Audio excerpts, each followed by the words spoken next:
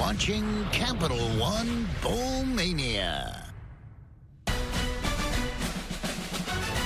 Welcome to the TaxSlayer Gator Bowl as part of Capital One Bowl Mania.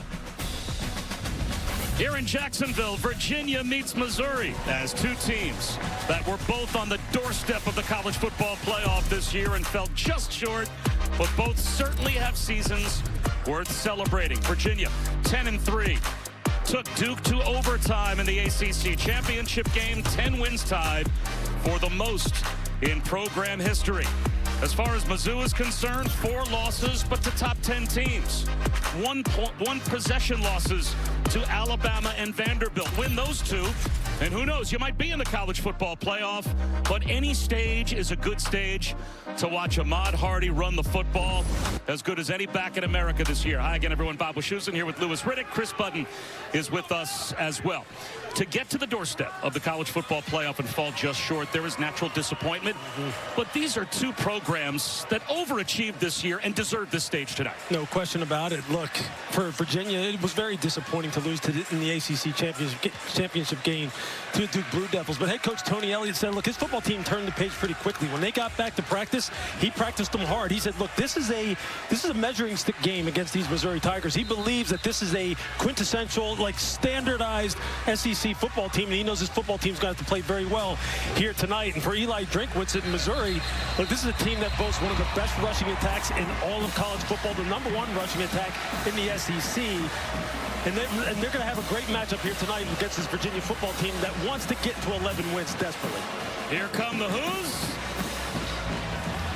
and hoping to get to 11 wins for the first time in program history. To do so, though, Louis, they'll have to do what very few have been able to do this season, and it's slow down Ahmad Hardy. Yeah, and you got to slow him down for 4 quarters. You got to slow him down, you know, for the entire length of the play. This guy's one of the very best, if not the very best, in college football in terms of yardage after contact. As you can see it here, over 1,100 yards after contact, which is just ridiculous. And it's not just him.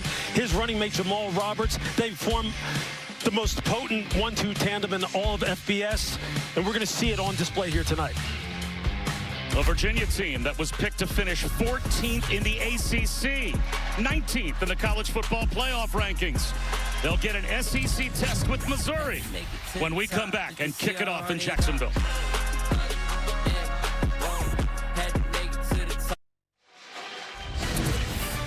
We are back, set for kickoff at the TaxSlayer Gator Bowl. Missouri will start with the football. That means the 3rd career start for the true freshman Matt Zollers on the first possession of the game. And Chris Button, he's trying to prove that he should be the future #1 going forward. And Missouri getting a chance to see possibly what their future looks like under center with Matt Zollers. Bo Prabula decided that he is going to enter the transfer portal, so this became Matt Zollers' ball game. When I was talking with Virginia head coach Tony Elliott, he said, I would actually prefer to see Bo Prabula because you know what you're getting with him, while Zollers adds in that extra threat with what he can do with his legs. And Bob, what a story. I mean, a year ago, Zollers was recovering from a devastating ankle injury. He had a speedy recovery. By January, was able to enroll in Mizzou, and here he is as a true freshman getting the start in the bowl game. His ankle was at about a 90-degree angle, and he told us he never wavered with Mizzou because Mizzou never wavered in their commitment, Louis, to him, despite that injury that basically wiped out his senior season of high school football. Yeah, it goes to show you, right, that loyalty and belief in players goes a long way with players. Even in this era of the transfer portal, these guys just want to be wanted, want to be coached, want to be developed. From the goal line to crease, Jamal Roberts with a pretty good return. And our first opportunity to watch the FBS leader in average rushing yards per game, All-American Ahmad Hardy. I mean, this guy is just a big play waiting to happen. 40 runs of 10-plus yards in 2025. You see there 1,560 yards on the season and 16 rushing TDs. He's got TD runs of 53, 71, and 72 yards. You can never fall asleep against this guy. He can take it the distance at any time.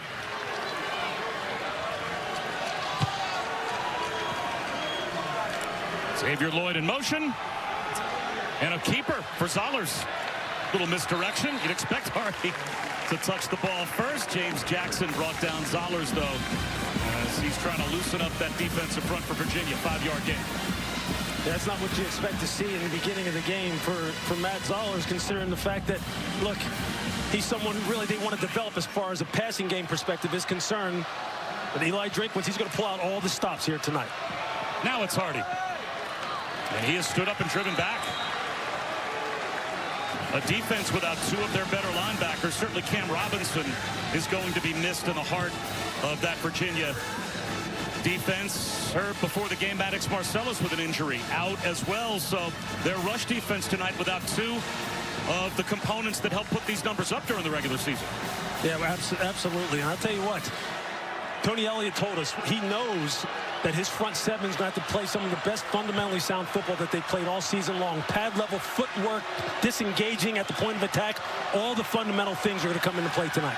Zollers on third down, rips a throw, and that is good. Little button hook for a first down, about 2 yards past the line to gain, as Xavier Lloyd was able to make the catch.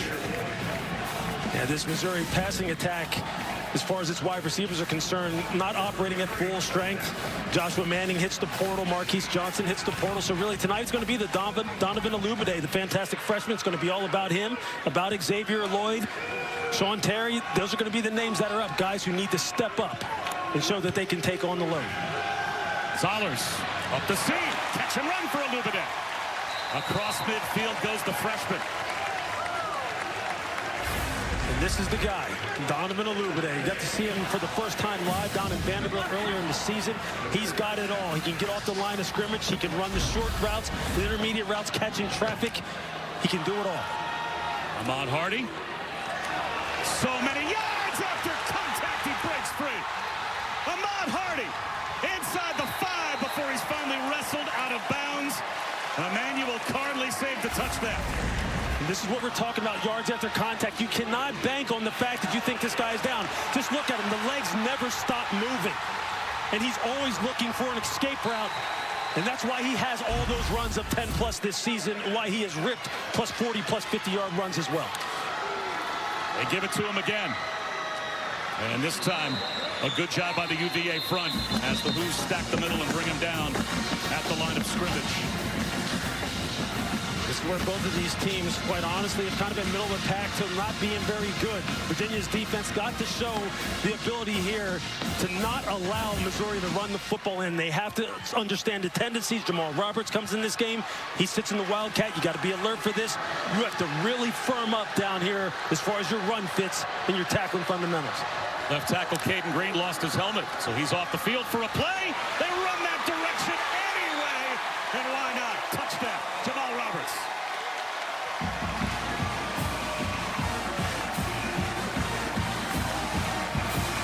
Sixth rushing touchdown of the season for Jamal Roberts. Boy, what a run-two punch. Mizzou has a tailback. Yeah, Jamal Roberts, you bring him in, and there's not a whole lot of drop-off. You can see the blocking at the point of attack, a hat on a hat. And Jamal Roberts is no slouch as well as far as yards after contact. You better get your head across his midsection and wrap up. These two backs, the most prolific in college football as far as a 1-2 punch. And you got an early show of it tonight. A 7-play, 74-yard touchdown drive took 3 minutes even, and Roberts finds pay dirt. 7-0, Mizzou.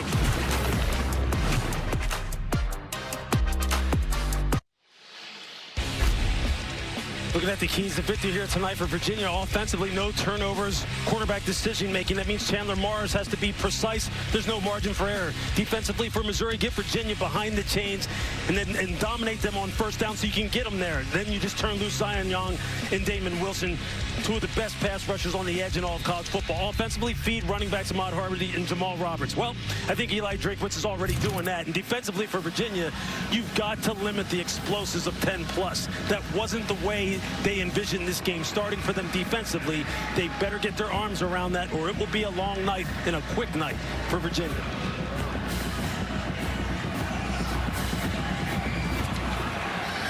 Cam Ross with a chance at a return. And he won't get much, only out to the 22-yard line. So here comes Chandler Morris, who may squeeze out one more year of eligibility at Virginia. But if this is his last year of college football, Well, he went out with a terrific season, getting them all the way to the ACC championship game. He absolutely did. He is a guy who was really locked into this Des Kitchings and Tony Elliott offense. He can distribute the football all over the field. He's kind of had an uneven performance over the last couple of weeks of the regular season and the ACC title game. He wants to have a big performance tonight. The creativity formation-wise as Ross goes in motion, tries the jet sweep and gets tripped up at the line of scrimmage. He had a crease. And as they went with the funky formation, bunch set to the far side left. And Ross looks like lost about a half yard. I think one of the things Virginia tactically is going to want to do is give this Missouri defense a little bit to think about. Man for man, there aren't too many teams that can match up with this front seven. I mean, they are big, physical, and fast. Corey Batoon, one of the best defensive coordinators in the SEC and in the FBS overall. They play a great brand of football, very disciplined. Damon Wilson, Zion Young-Lewis, a problem at each defensive end. They are the prototypes. I mean, they're the absolute prototypes. And here they come. Quick pass behind it as Morris swings one right over the head of Damon Wilson and finds the tight end, John Rogers. Only a gain of about 3 yards. So third down and a long 7, possibly 8 coming here for the Hoops. Yeah, time to throw is going to be something to keep track of when it comes to Chandler Morris. He does not want to sit back there and let Zion and Damon Wilson tee off. As you see now, the fast package coming onto the field for this Missouri defense, where they put all their speed up front, can run some different games and twists and really give your quarterback headaches. That's Harrison Whaley in motion in the absence of Jabari Taylor, and a catch here for Jamal Edgerrin, and that's good for a first down. He's got 10. When we saw him a couple months ago, September 26th to be exact, against Florida State, Jamal Edgerrin was someone who stood out. Just a huge body, 6'3", 221. A guy who can go inside in traffic and make those tough contested catches, and he is a load to bring down. Cole Gear, pardon me, a freshman backup quarterback, lined up in the backfield next to Chandler Morris. There's the backwards pass, and the freshman loses his footing. He wanted to go downtown with a double pass, and it wasn't there. All of a sudden, another quarterback shows up on the field. Antennas up. Khalil Jacobs read it.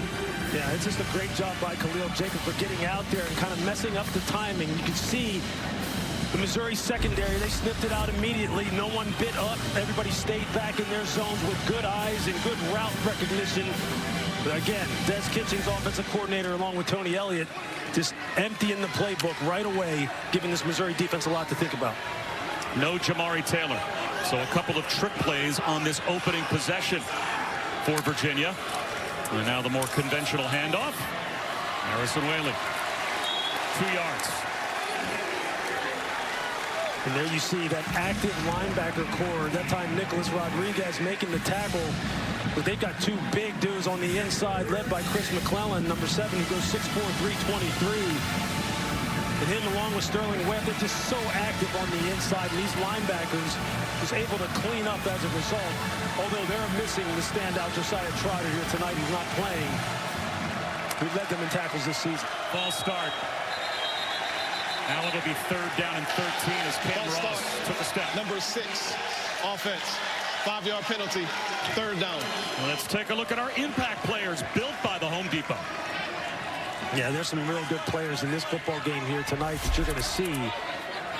And it starts with Chandler Morris for Virginia. He's the guy who makes it all go. Fisher K-Mac on the defensive side of football. He has got to rush the passer, and he has got to set the edges. Ahmad Hardy, we have already seen just how good he is. On the defensive side, Zion Young is just an absolute stud rushing the passer. Screen to Eli Wood. Spin cycle for Eli Wood. He breaks free. Still on his feet. A convoy of blockers. On third down and a mile. A little tunnel screen to the wide receiver. And he found a pathway. Broke the tackle of Darius Smith off to the races. So Eli Wood picking up right where he left off in the ACC championship game, where he made that dramatic touchdown catch to send the game into overtime. And here he takes the tunnel screen, as you mentioned, Bob, and there he's just off to the races. He's just that kind of competitor. Whenever you see them target him and he catches the football, this is usually what you get. A guy who's fighting for all the extra yardage, just making big plays, doing his part. It's just a big-time conversion for Virginia.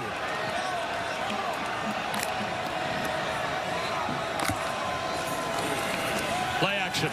Chandler Morris, incomplete. A little too hot to handle for Harrison Whaley. see that time to throw. That's what we're talking about. That time you see the stunts that they run up front and get some free runners on the quarterback. And that time it was Jalen Marshall. He goes 6'4", 335. You think Jalen Marshall didn't want to get rid of that football? He has to be cognizant of this defensive front. They are legit.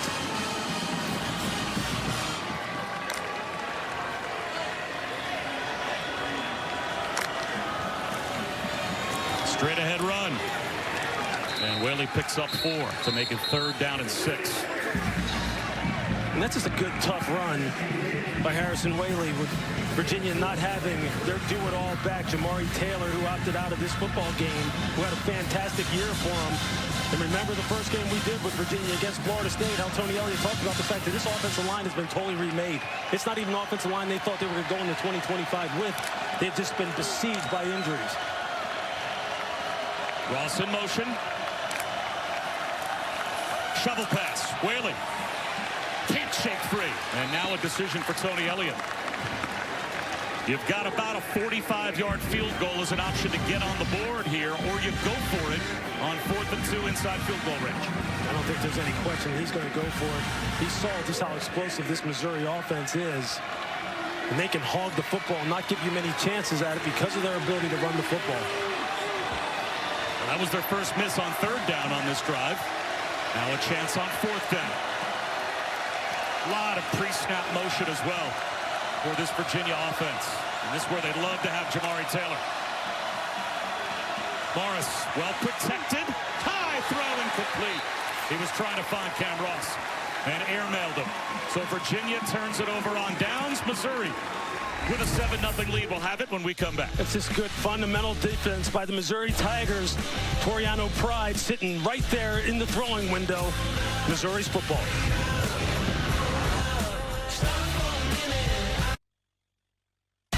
The TaxSlayer Gator Bowl is brought to you by TaxSlayer. File fearlessly. Missouri has the ball and a 7-point lead. Lewis on their opening touchdown drive. We saw all their weapons.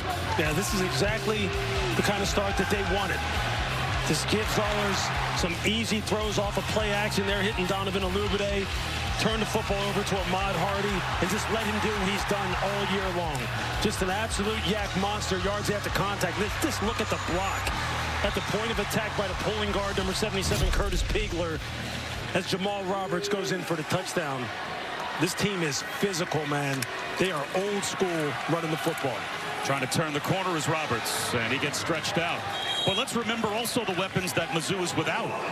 They're without 2 of their top 3 pass-catching wide receivers. Kevin Coleman is sick as well as he's trying to fight through an illness. He's on the field now, but who knows how many snaps he'll give them tonight. Their number 1 pass-catching tight end in Brett Norfleet out with a shoulder injury. So Eli Drinkwitz is leaning on freshman and Ahmad Hardy. And a rollout here for the freshman. Matt Zollers shoots one up the seam. And that is a perfect ball. First down to the tight end, Jordan Harris. Big target. It's this play action pass. And you see it. Just a little half roll. Jordan Harris is just a huge target at 6'4", 268 pounds. And a beast in the running game as far as setting the edge, getting pushed at the point of attack for this dynamic running game. It's nice to see him get some touches in the pass game. Coleman in motion.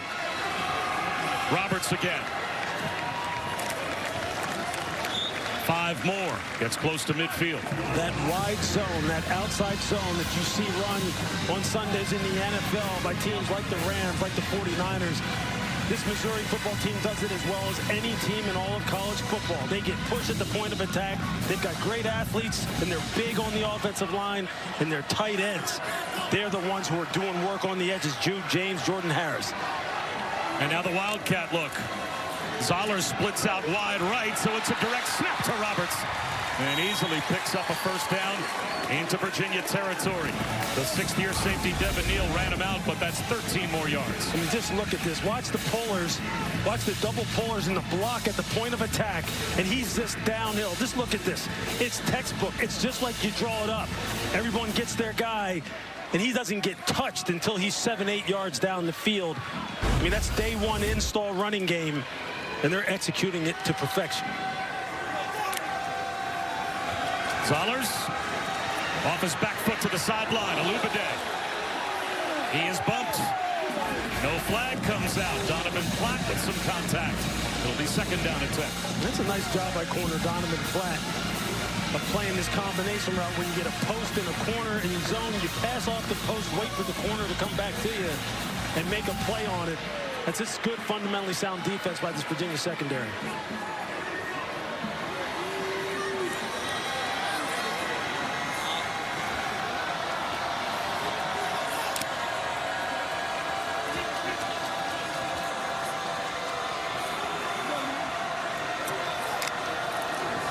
Toss to Hardy. And he drives for about 3. Daniel Rickard stood him up. For Ahmad Hardy this season during the regular season, 1,560 yards rushing. Based on the metrics for Pro Football Focus, they said 1,111 of those yards were after contact. 71% of his yards after contact, and he has already hopped 2 players in Devin West and Tyler Beatty tonight to move up within striking distance of Corey Schrader's single-season rushing record. 20 more yards, 1 explosive run. Third down here. Look at a pop free. Just about did. Oh, man. Roberts again. He is a tough guy to bring down. Jamal Roberts had 3 100-yard games in his own right. What a combo with him and Hardy. Yeah, I mean, they both just have great vision. And you just look at the leg drive of these guys on initial contact. They never stop. They have great pad level and just great competitive character. They do not want to go down. Now Virginia with a chance to get a stop on 4th down. Zollers over the middle, incomplete for Olubade. So the 2 teams trade stops on downs. And the Who's will take over when we come back. Yeah, Matt Zollers just missed his guy, Donovan Olubade. He had him coming open against this zone coverage. You can see him right outside the hash. He just missed him and couldn't convert.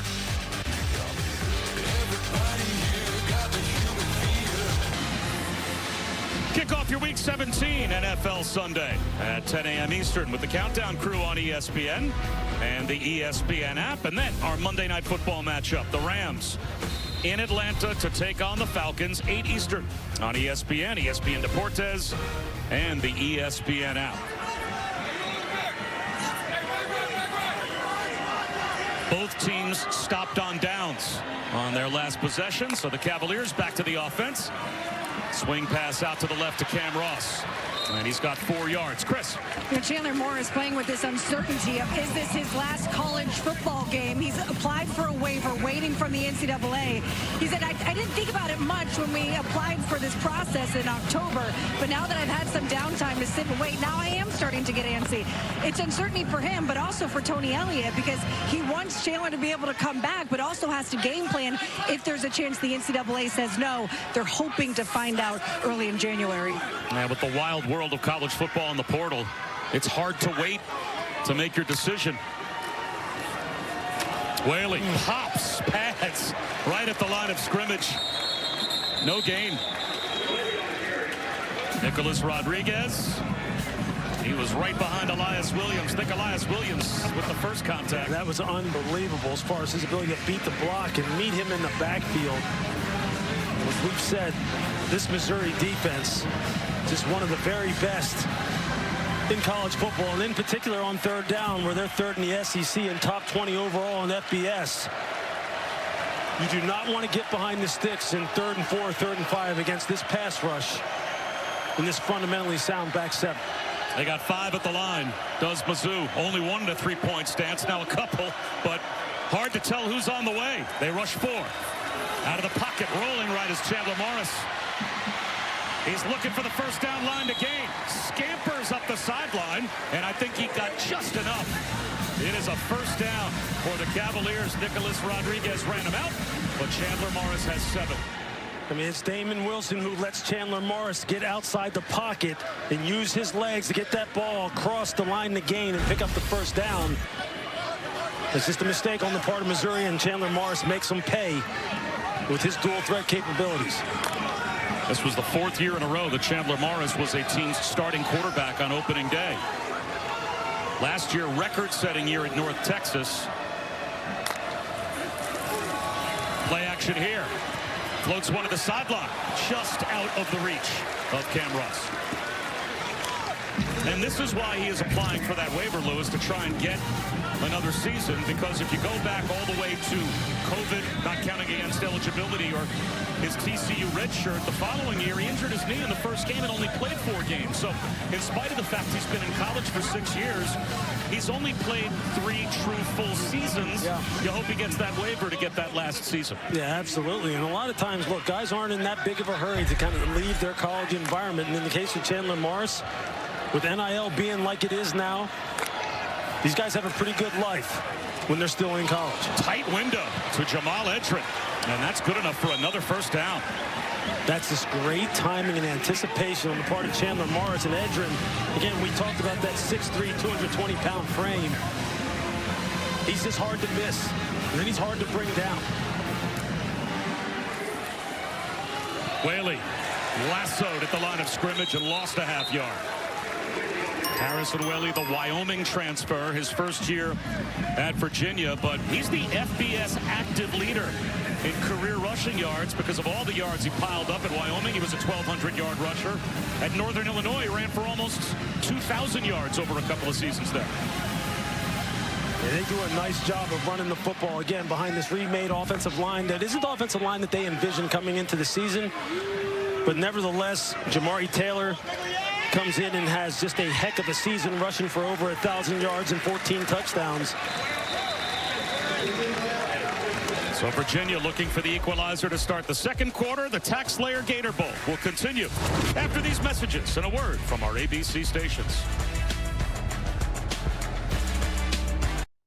Welcome back to Jacksonville, joined with Tony Elliott. Coach, we saw you go for it on 4th and short on that first possession. What does that say about how you have to approach calling this game? Hey, man, we got to be aggressive. This is 2 playoff caliber teams, and they scored a touchdown on the opening drive. I wanted to send a message to the guys that we're going to be aggressive. The analytics said we were in that field zone where we needed to go for it. We were on the fringe of kind of our field goal range. Hey, man, we're coming to we're not chasing field goals. We're chasing touchdowns. Thank you, Coach. Thank you.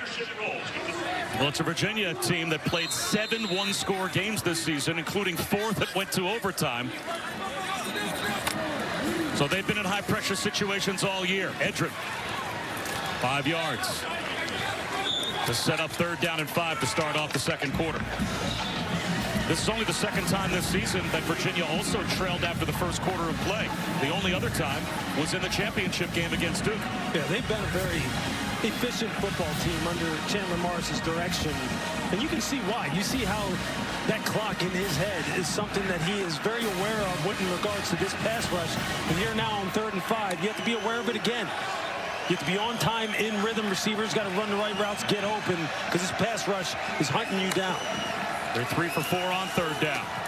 Edrin again, spinning inside the 30-yard line.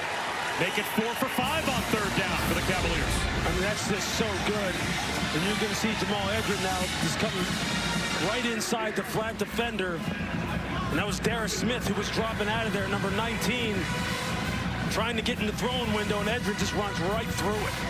Right through it. He's been on a mission here in the early part of this football game, and we saw it earlier this year. He's got 4 for 38 already. Chandler's definitely found his guy for this football game, it seems.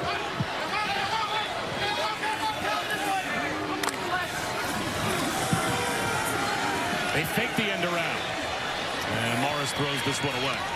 But without Jamari Taylor, we talked a lot, obviously, about Ahmad Hardy, and he leads America in yards per rushing per game. There's a flag down on the play. They're going to call this intentional grounding? They are. Number 4, offense. Number 4 did not control the snap originally and threw the pass in the area with no eligible receiver. The penalty is a loss of down at the spot of the foul. It's 2nd down. That's a killer penalty for Virginia. And you can hear Tony Elliott arguing that his tight end, Sage Ennis, was in the area. You see number 0 sitting at about the plus 16-yard line, but Chandler airmailed that thing way over his head.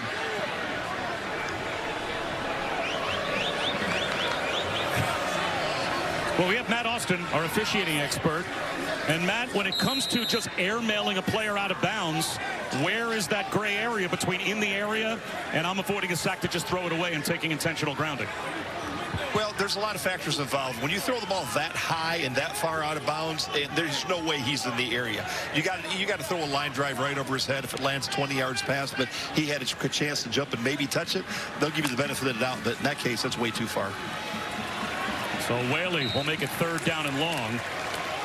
Yeah, that's the judgment call on the part of the officials. And right. You're right. Obviously, Chandler Morrows was not trying in any way to throw that ball to Sage Ennis. So I guess hard to make the case that you weren't simply throwing it away and inside the tackle box, intentional grounding. Yeah, you can see it. You can see why the referees called what they called. But here now in this 3rd and long type of situation, although they've been pretty resourceful here tonight, this is not where you want to be.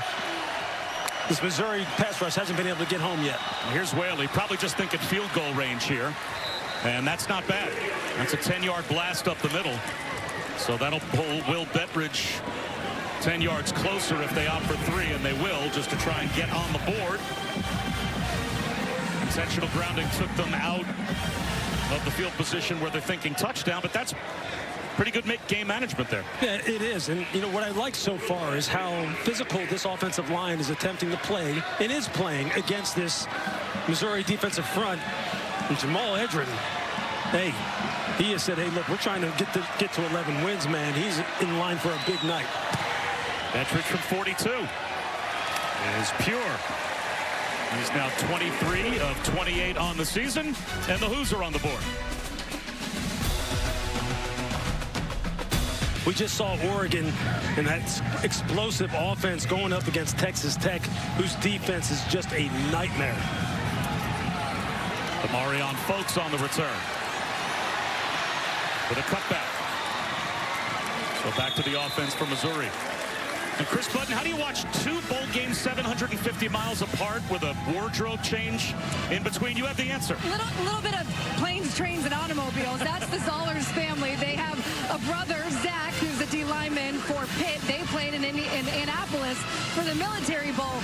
This was before the game, 10:30 a.m. They stayed until halftime, got on a plane, changed into the black and gold, was able to get here in Jacksonville before the start of this game to be able to support both their boys.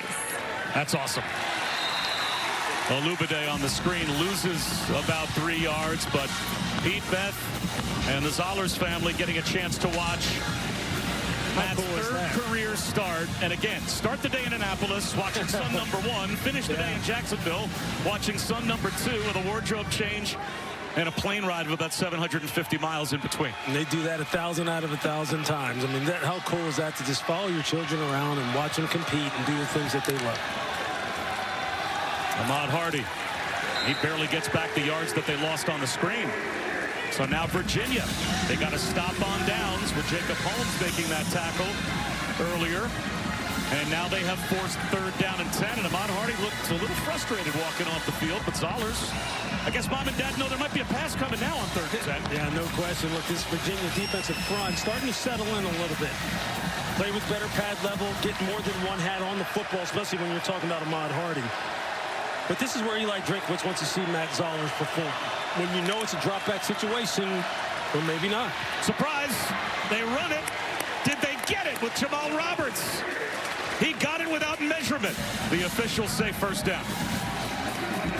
So Virginia coughs up an 11-yard carry. Just enough for Mizzou to move the chains. And it's just such good vision on the part of Jamal Roberts. And there you see him just extend and give that extra effort to get the ball past the line to gain. I mean, it's 3rd and 10. And you're running the football backed up in your own territory. With this running game, the best in the SEC, top 10 in college football, you can see why Eli's calling the game the way he is. Roberts again. He grew up in St. Louis, and he dreamt of being a Mizzou Tiger. He was 6 years old. He remembers when College Game Day came to Columbia, and they beat Oklahoma that day. Then he was 10 years old when Mizzou made a couple of SEC championship games. So he grew up in some of the heyday of the Missouri program as a local kid, dreaming of going just up the road and having a chance to play as a Tiger. And here he is, a 1-2 punch with Ahmad Hardy. You saw him just limp off the field. Hope he's okay, because you're right. They're the most prolific 1-2 punch in college football. And this guy right here, Ahmad Hardy, just a nightmare behind this offensive line. And the thing is, these guys have great vision and great feet behind the line of scrimmage, and once they hit the hole, they're able to stop and start, pick and slide, and then just accelerate. And I guess there's no down and distance that's too far for them to call runs. But I think if you're Matt Zollers, you said, hey, man, let me throw this thing a little bit. Well, Roberts and Hardy ran for over 2,250 yards combined during the regular season. That's the #1 running back combination in America. But 3rd down and 4, Zollers floats one to the sideline for a Lubade, flag out. He had Devin Neal beat, and Neal grabbed him. So that'll be a pass interference penalty to keep the drive alive for Missouri. Pass interference, number 27, defense, 15-yard penalty, automatic first down. When you can get a guy as talented as Olubade on a safety, this is ideally what you want. Devin Neal felt as though Olubade was leaving him and starting to create some distance. And you see the right arm as he's trying to pin him to the sideline and lean into him and find the football. They just get tangled up, and he commits the costly pass interference. But that's the kind of matchup you're looking for a guy like Olubade. And him and Matt Zollers have a nice chemistry going.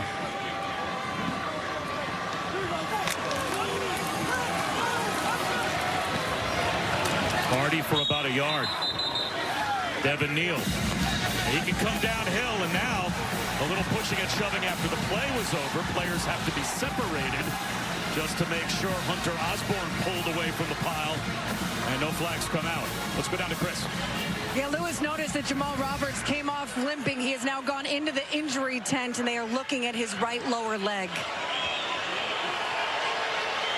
And on the big screen here at Everbank Stadium, they're playing the altercation that just took place. No flags out, but I think the Mizzou sideline was hoping for one. 2nd down and 9.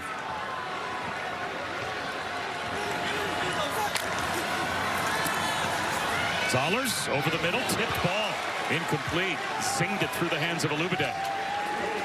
And right in the middle of the field. That's twice now, once in the first quarter, now here in the second quarter, where Zollers has to hit this little in cut. It's got to be thrown earlier. I think he saw the referee standing there as well. That may have affected his delivery arm angle, but you got to put that on the receiver. You've got to, that has to be an easy completion against that zone coverage. And that's two big opportunities he hasn't taken advantage of. 3rd down and 9. Again, they go empty. And now they swing Tavares Jones in the backfield, but a timeout call. With Jamal Roberts in the injury tent, seemed to be a little confusion personnel-wise, so Missouri calls time. The TaxSlayer Gator Bowl is brought to you by TaxSlayer. File fearlessly. And Visit Jacksonville. Flip what you know about Florida at visitjacksonville.com. Missouri a 7-0 lead, and Lewis, they're already over 100 yards rushing. They sure are, and they're doing exactly what they've done all season long, which is gain this yard after contact. You see here Ahmad Hardy doing what he's done all season long. 40 yards after contact, and then his running mate Jamal Roberts on the touchdown run behind textbook day one install blocking by his offensive line. He punches it in for the score. And what more can you say about this rushing attack? It is the bread and butter and the soul of this offense. 3rd down and 9. And again, with Jamal Roberts in the tent, Tavares Jones becomes more of that scat back. He's to the right of Zollers. Straight quarterback run for Zollers. Nothing. James Jackson with an ankle tackle. And that's going to make it 4th down and long. And that should bring out the punt group. It looks like it will. Just keep your eye on James Jackson right here. He's come over the top. It's a great read by him, and it's one-on-one in space against Zollers. And he's able to make the tackle. That's a questionable call on the part of Eli Drinkwitz. All the different weapons you have that can run the football. I don't know if on the 3rd and long type of situation, when you're getting down here into scoring territory on the plus side of the 50, Matt Zollers would be the first choice. Wesselman lands it in the end zone for a touchback. So Virginia back to the offense here at the TaxSlayer Gator Bowl.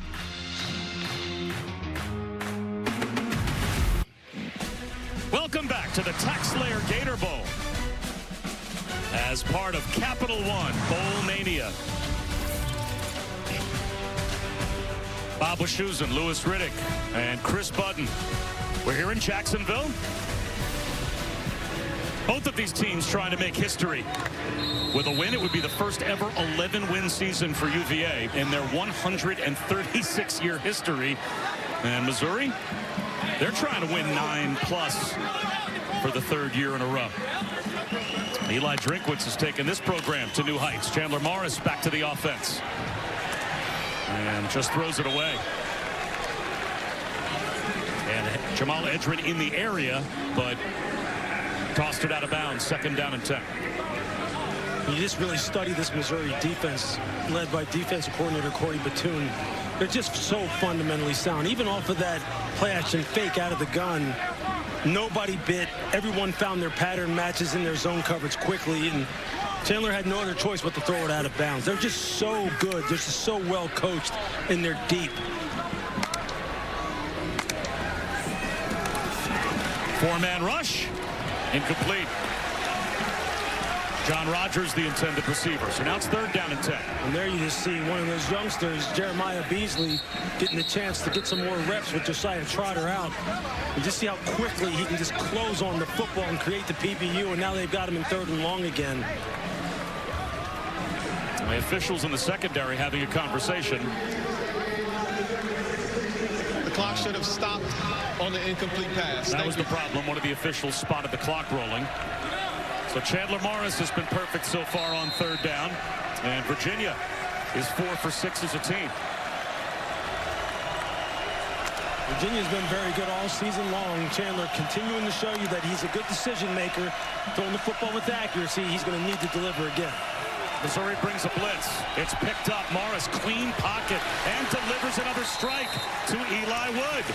Another 3rd down conversion. Excellent pass protection, and the catch in front of Stephen Hall. I mean, this is just a nice route by Eli Wood. Just press vertical, give a little bit of a push off, be efficient getting out of the break. Chandler puts it right on him on time. Flag out as Morris throws one across his body. Why not? Cameron Courtney tried to scoop it up, but Virginia went quick, and they snapped it hurry up. Too many men on the field. Substitution. Defense. There were more than 11 players on the field at the snap. 5-yard penalty. 1st down. There were like way more than 11 players on the field. They're about 15, 16 of them. I mean, it's just great awareness on the part of Chandler Morris and Des Kitchens. I mean, you can just see it right here. You've got them 1, 2, 3, 4, 5, 6, 7, 8, 9, 10, 11, 12, 13. Not quite 15. I exaggerated a little bit. There might have been a guy who wouldn't quite. Yeah, maybe not on the screen. Yeah, absolutely. So 1st and 5.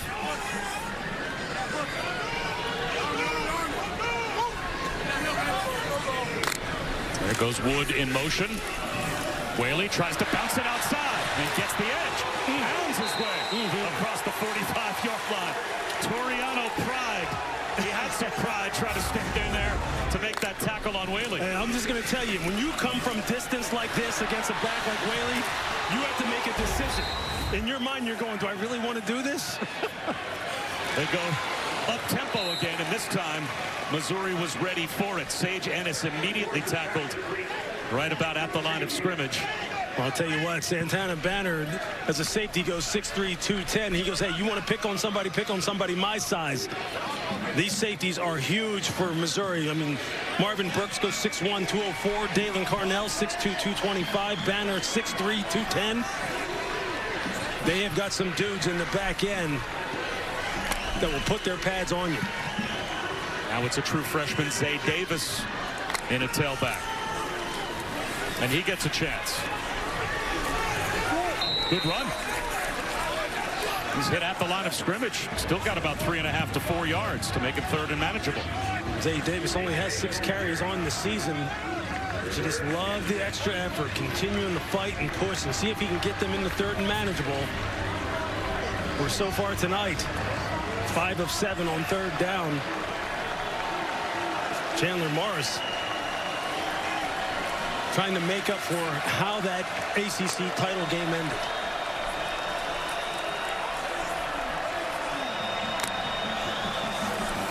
They run it with Whaley, and he's got the 1st down and more.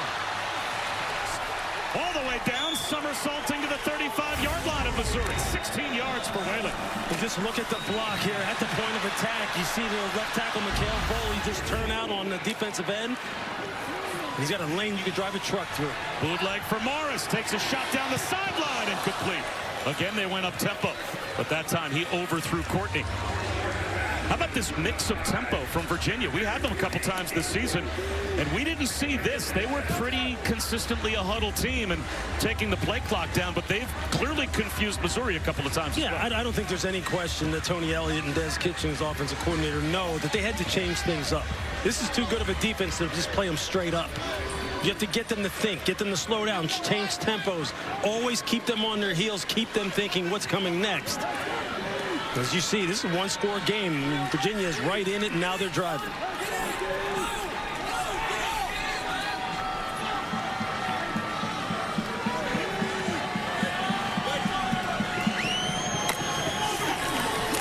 Blitz off the edge, and they run right behind it with Zay Davis.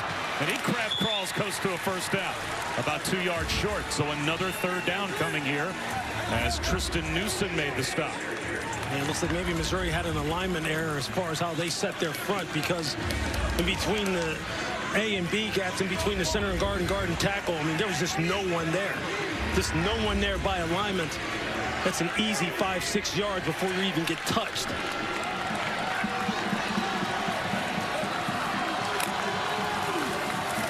They give it to Davis, and he won't get there.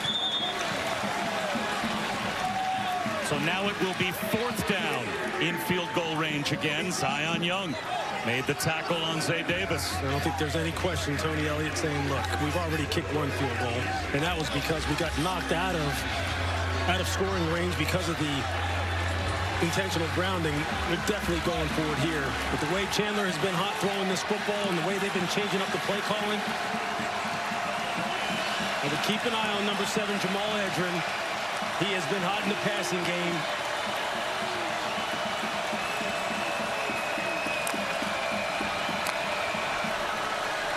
Timeout.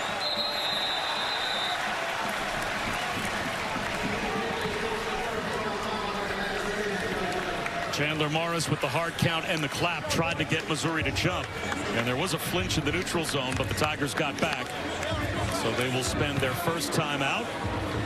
The college football playoff continues with the quarterfinals on ESPN and the ESPN app. New Year's Eve, it's Miami and Ohio State in the Goodyear Cotton Bowl at 7:30 Eastern.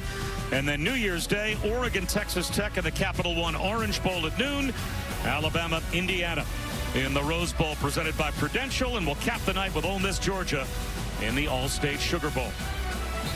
You want to see some NFL body types when you're talking about front seven play on defense with Miami, and we've seen them. We've seen Akeem Mesidor. We've seen Reuben Bain Jr. We've seen just how good these guys look up close and personal. Ohio State, they have guys right out of central casting as well, and will absolutely make life miserable for you trying to move the football. That game is going to be an all-time.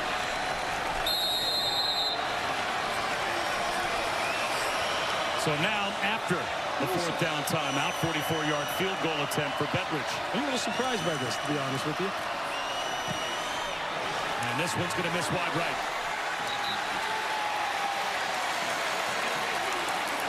The way they've been running the football and the way that Chandler Morris has been dealing as far as the passing game is concerned, I thought Tony would have went for it. He told Chris Button, we're here to get 6s, not 3s. And that was offline right from the get-go. Didn't have a lot of juice behind it.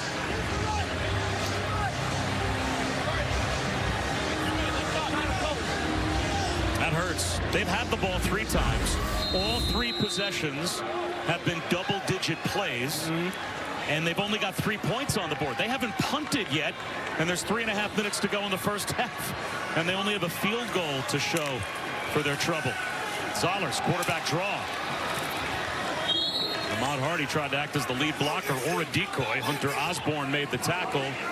And now with 3:10 to go in the first half, we'll see how both teams manage the clock, each having 2 timeouts. And you see Eli Drinkwitz just has just a very, very basic game plan. His confidence throwing the football, it's just not there. Hardy for a yard. And there's a number of different reasons for it. I mean, obviously, Matt Zollers hasn't been on top of it so far as his accuracy is concerned, but there's a lot of football game left. As we mentioned at the top, they're missing two of their top receivers, Joshua Manning, Marquise Johnson. Tevin Coleman not 100% in this game, but he's out there on the field. Jamal Roberts is back, and that's good to see. In the backfield to the right of Zollers. 3rd down and 7, and they have to snap it before the 2-minute timeout. Blitz coming. Zollers to the outside. Alubade toe taps at the 35-yard line, but he's a yard short of the 1st down. Just didn't get enough depth on his route to make sure that when he worked his way back on that speed out, that he didn't come back short of the line to gain. Just has to be more aware of where he's at on the field. So 4th and 1 at Missouri's own 35-yard line. They'll have the 2-minute timeout to talk it over.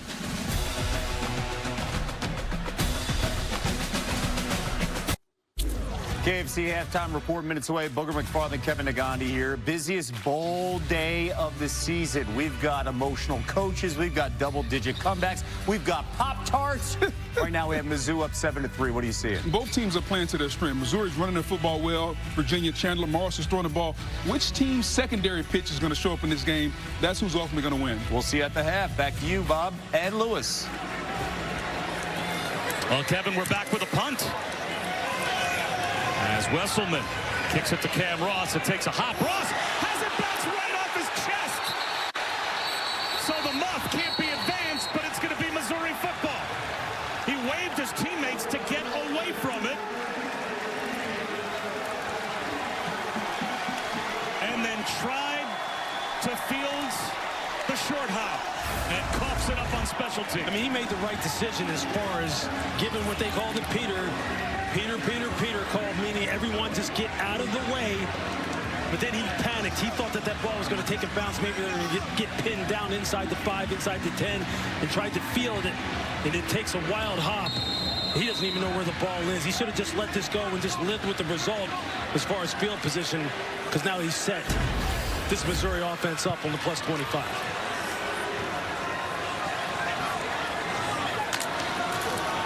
So a great opportunity here for Missouri. And a yard up the middle. Boy, outside of one long 42-yard run on the opening drive, Ahmad Hardy, it's been tough sledding against this physical front as well for Virginia. It seems they've tightened up their run defense pretty well. They sure have. And really, it starts on the interior. Their defensive tackles doing a lot of movement, staying low, getting penetration, making Ahmad Hardy stop his feet behind the line of scrimmage when they can. Hardy again. Down he goes again. Near the line of scrimmage, and he is frustrated. Fisher K-Mac tripped him up.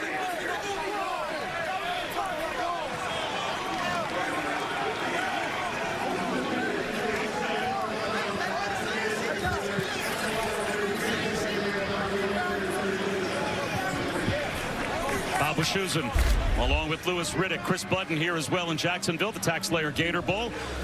This has been low scoring, but in a way surprising. We haven't had many punts. Yeah. I mean, both teams have gotten stops, sometimes on 4th down, but I'm impressed with the way both are playing. Absolutely. Look, and I think you mentioned it. Virginia's defensive line has kind of settled in, kind of got a little bit of a beat on what Missouri's trying to do offensively. And then when you flip it over, Missouri's defense, you know that they're tough, but Chandler Morris has been great on 3rd down. They just haven't been able to score. You know, Tony Elliott a couple times just decided, hey, look, I'm going to try and kick the field goal instead of staying aggressive like he said he would. It didn't pay off for him one time as far as the missed field goal is concerned. Missouri has another chance here. They were given a gift. Can Eli Drinkwitz dial up the right calls in order to get them in the end zone? And Tony Elliott does have one more timeout as well to try and save some time for his offense if necessary. Zollers to throw on 3rd down. Comes all the way back and tries to squeeze one into Jamal Roberts. Said it's incomplete, broken up by Devin Neal. So now it will be a field goal attempt off the muffed punt. That also preserves the Virginia timeout, so still 1:09 on the clock. And the Who's should get another chance with the ball before halftime. That's just, again, really good defensive execution on the part of Virginia. Some of the same things you see in Missouri's defense do. Great eyes, great route recognition, break hard on the football, create the PBU. Both of these teams just playing really good, fundamentally sound football. Oliver Robbins from 42, the third different place kicker that Missouri has used this year. And he is nowhere near the uprights. So how about that sudden change for Virginia? A special teams turnover. Your defense goes out there and just stymies Ahmad Hardy, missed field goal, and you're right back where you were a moment ago. I think what you're going to see here going forward, you're going to see Eli Drinkwitz and Tony Elliott say, you know what, it's 4-down territory the rest of the game. I don't care what the down and distance is. We're just going to try and score touchdowns because they just cannot count on their special teams. I mean, this had no shot right from the get-go. You can't move the football between the 20s and get opportunities like this on the turnover and not get anything out of it. Well, Blake Craig was a terrific kicker last year for Missouri, but tore his ACL on opening day. And they've been looking for answers since. 9-yard gain on first down to Sage Ennis. Only one timeout left for UVA. So they're hurrying up. What Virginia needs is a big play. They need an explosive play. And one of their guys who could do that for them, Terrell Harris, he's just not here at wide receiver. Tipped ball, incomplete. Intended for Sage Ennis. Stops the clock with 43 seconds. And it's 3rd down and 1. Both of these teams have feasted on explosive plays. That's one of the things you want to create all the time offensively. It's just so hard to march the football 8, 9, 10, 12 plays down the field and come away with 6s. You need chunks. And in the passing game, that's where Virginia is struggling right now, to get those chunks down the field, plus 20, plus 25. They'll run it here with Whaley. He gets the first down. That stops the clock for the moment, but they're still a long way even from field goal range, and they have to get set quickly. Damon Wilson made the tackle for Mizzou. On first down, Chandler Morris. Long throw to the sideline. Incomplete, over the head of Eli Wood. Trey Norwood jumped in front of Eli Wood in the coverage. I mean, just nice route recognition on the part of Norwood. Corey Batoon told us both Norwood and Toriano Pride, the other corner on the opposite side, number 2, they have played some really, really good football. And you're seeing it. You're seeing the results of it out here as far as how these offenses are struggling against both of these defenses. Check down. Whaley can't hold on. Now it will be 3rd down and 10. Now Missouri still has 2 timeouts. So for your Virginia, you can't just put the ball in the freezer here.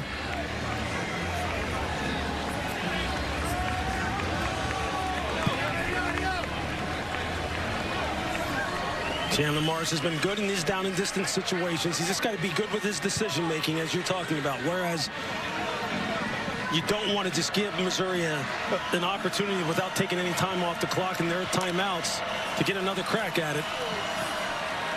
That's not going to get there. A down and out for Sage Ennis, but he's out of bounds at least 3, if not 4 yards short of the first down. So it will be a punt here for Virginia. I think in this situation, with the way Matt Zollers has struggled to throw the football and the way their defense is playing, now I understand in this game situation why he's going to punt the ball away. Only 27 seconds left in the half. They're probably, if they can just pin them down in here inside the 20, inside the 25, they should be in good shape. Daniel Sparks. Spiraling kick to Coleman. Has to call for a fair catch at the 10-yard line. But you can't do it much better. And here the grad transfer, Daniel Sparks. Let's take a look at the Bowl Challenge Cup standings. Brought to you by Progressive. Not a bad start for the Big Ten this bowl season. I see Big Ten, 5-0. SEC sitting there at 2-2. Big 12, 1-0. I like it. We're going to see a little Big 10, Big 12 matchup on Tuesday. Get to see some more football. To see the USC Trojans. That's going to be fun. I love bowl season, man. I don't care how many bowls there are. I don't care about the name. I love bowl season. Ahmad Hardy breaks a tackle.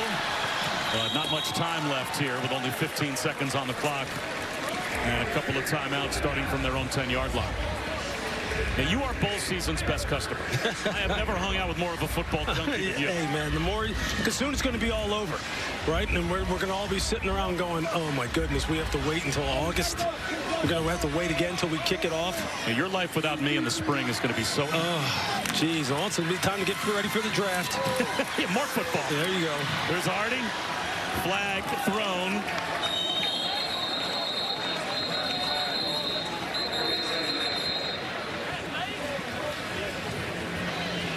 Holding, number 77, offense, 10-yard penalty, first down. Now, Ahmad Hardy could walk back to the huddle and tell Curtis Piegler, you know, I had the single-season rushing record at Missouri. I don't like before this. that flag was thrown on you. You're going to see Big Piegler right here. Just watch him. I mean, he basically takes the defender and just buries him. I mean, yeah, I guess you could call him for the right arm. It may have got outside the framework and hooked the defender, but and Piegler can't believe he's like, I just put this guy on the ground and just gored him into the ground. I mean, you're going to call me on that? So that will wind the clock and end the first half with Mizzou on top by 4. 7-3 our score at the half.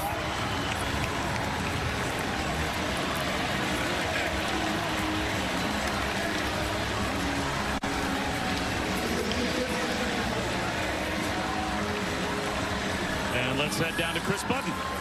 Coach, on that previous possession, you were shaking your head. What's frustrated you about the offense so far? Yeah, we're just not able to run the ball the way we need to, and it's a lack of details in our execution. I mean, we're 1 yard short on a route that should be a 10-yard route. So we got to clean that up. And we're in good position. Got to come out here and get a stop to start second half. How would you evaluate Matt Zoller's play so far? Yeah, he's been really good, really good. We got to help him around him. Appreciate it. M-I-Z. Ahmad Hardy had 42 yards rushing in 1 carry on the first drive, only 22 yards the rest of the half. So our score at halftime, 7-3. Missouri has the lead. The KFC halftime report with Booger McFarland and Kevin Nagani. Kevin? You're watching Capital One Bowl Mania. Welcome back to the Tax Slayer Gator Bowl. All part of Capital One Bowl Mania. Set for the start of the third quarter. Missouri with a 7-3 lead over Virginia. As we take a look at our game track brought to you by Coca-Cola. 7-3, Mizzou on top, their touchdown, their first drive of the game. They were shut out the rest of the way.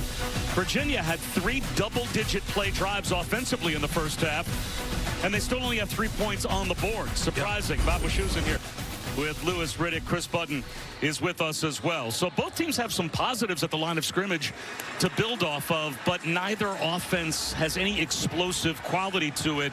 Is that a play calling thing? Is that an execution thing? What do we see in the second half? Or is it a personnel thing, right? I mean, as you mentioned before we just came on air, I think it's a little bit of all 3 of those. I think both of these teams, you see, they can grind out some yards between the 20s, but then the execution inside the 20 really becomes spotty. So I think they're going to have to take some more chances, put the ball down the field, as you mentioned. Maybe Cam Ross gets loose for Virginia in the passing game. Somehow, some way, Eli Drinkwitz is going to have to get the ball to Donovan Olubade in a one-on-one situation down the field and see if they can kind of crack the seal as far as the big plays in the passing game are concerned. Well, Virginia, going back to the start of the game, won the toss and deferred. So they get to start the second half with the ball.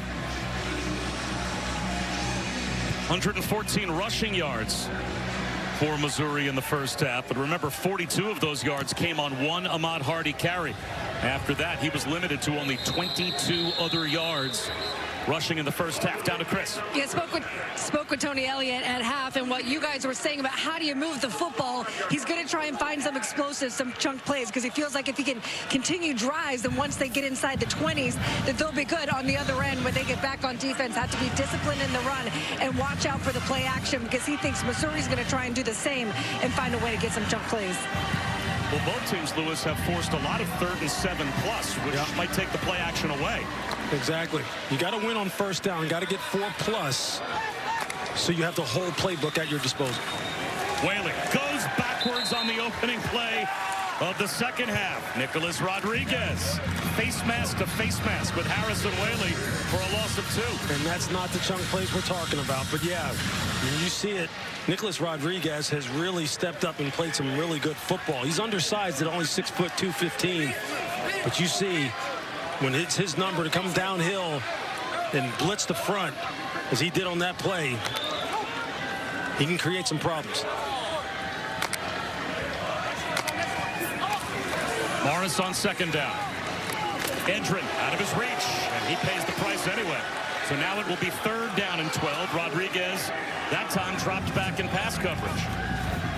See Corey Batoon really starting to try and sit in those throwing lanes where they've been trying to hit Jamal Edrin, you know, just on top of the numbers, between the numbers and the hash on these inside breaking routes. And that was a nice job by Marvin Burks. And here on 3rd down tonight, 6 for 6 for Chandler Morris. He's going to have to come up with it again, although this is a tough one. 3rd and 12 against this defense. What do you call? The only team in the SEC that allowed fewer first downs this season than Missouri was Oklahoma. 3rd down and 12 here. Morris finds a little soft spot in the zone to Eli Wood. They do it again on 3rd and long. They are now 8 for 12 on 3rd down. Eli Wood gets open at the top of this route. You see, he just creates enough separation against Dre Norwood. That's just very good route running by Eli Wood. Norwood had him covered for 3/4 of the down, but it's that last quarter where he's able to use great footwork. Chandler Morris again puts it right on it.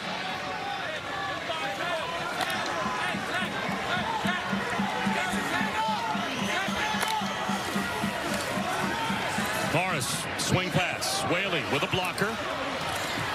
And Submarines for 4. Khalil Jacobs was there to make first contact. It's a good little play, like a little halfback swing screen where he has a blocker in front of him. Sage Ennis, the tight end, who's just waiting for him to catch the football and block down the field. And that's what you want to get. 4+ on 1st down. Now you're staying ahead of the chain. 2nd and 6, you'll take that. Quarterback run. Morris bounces it outside and can't escape. Ankle tackle by guess who? Nicholas Rodriguez. He's right everywhere. He's just so active. And that time he comes off the block of Whaley on that quarterback draw, who was like a lead blocker, and makes the open field tackle. He's got playmakers at all 3 levels on this defense. I mean, what more can you say?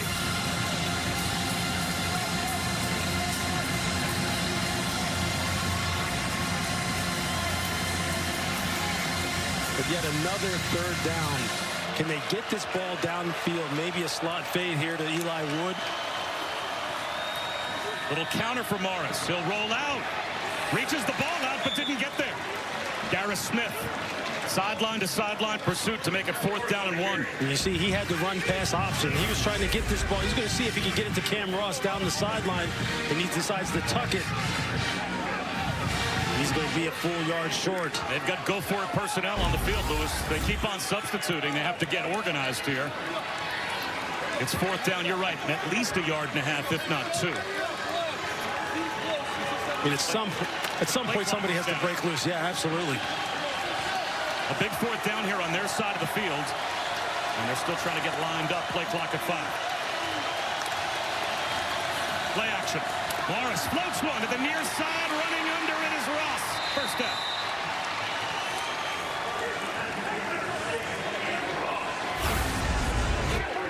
I mean, just the subtle play action fake. Cam Ross is going to sneak out here in the flat. Just the subtle play action fake to Whaley. Gets the linebackers to hesitate just for a second, and he's able to outflank Marvin Burks to the flat and just loft it over him. Nice soft touch pass. If Chandler Morris has been on it on 3rd down, been in total control. Another fresh set of downs. This is where you take the shots. At the 50, 1st and 10. Do you put one up? Another play action fake. Another swing pass. Cameron Courtney fought hard for 3 yards. But Virginia to this point has had the ball nearly 7 minutes more than a running team in Missouri. They've only punted, I think, once. and yet they only have 3 points on the board. That's hard to do. Yeah, it is. It is, and that's just because once you get down inside the 20, you're stalling out, shooting yourself in the foot with penalties and lack of execution. I said maybe they were going to take a shot. Eli Wood, he had beat his guy down the boundary on a go route. Didn't look like he was in the progression, though, for Chandler Morris. Now Davis Lane gets his first attempt. I guess without Jamari Taylor, the leading rusher in the ACC, it can't be all Harrison Whaley. So it's Harrison Whaley at the top of the depth chart and a committee filling in behind him. But how different is their offense without Jamari Taylor? I mean, he's just a do-it-all. We saw him earlier in the season against Florida State. Yards after contact, catch the ball in the backfield. And just a big playmaker, just another weapon that you can utilize in this dynamic offense. Well, they've been great on third down against a tough third down defense. Counter handoff, Whaley. They'll get half of what they need at best. Now it's 4th down and 3, but in plus territory. Yeah, I think this is an easy go-for-it situation here. And you can't punt the football when you've driven the ball down this far. I think for the psyche of his offense and his football team, he needs to go ahead and convert this. And then they need to take a shot and try and throw this ball down the field and see if they can get one. This is the 11th play of the drive. Analytics says go for it. The clock's winding down. They break the huddle with 10 on the play clock. Trying to keep this drive alive. Another 4th down opportunity. Play clock at 2. They get it off. Morris, swing pass. Whaley gets to the sideline and does it again. So another 4th down conversion for Virginia. He's trying to get this ball over here, but watch these two wide receivers run into each other and fall down, and then he has to come back to his right and just dump the ball outside to Harrison Whaley. The pass rush just not getting there tonight for Missouri. This offensive line for Virginia, give them some credit. Chandler Morris having a lot of time to survey the football field and deliver the football. Play action and a looping throw, but that's going to be out of the reach of Sage Ennis. Morris went down, hit by Zion Young.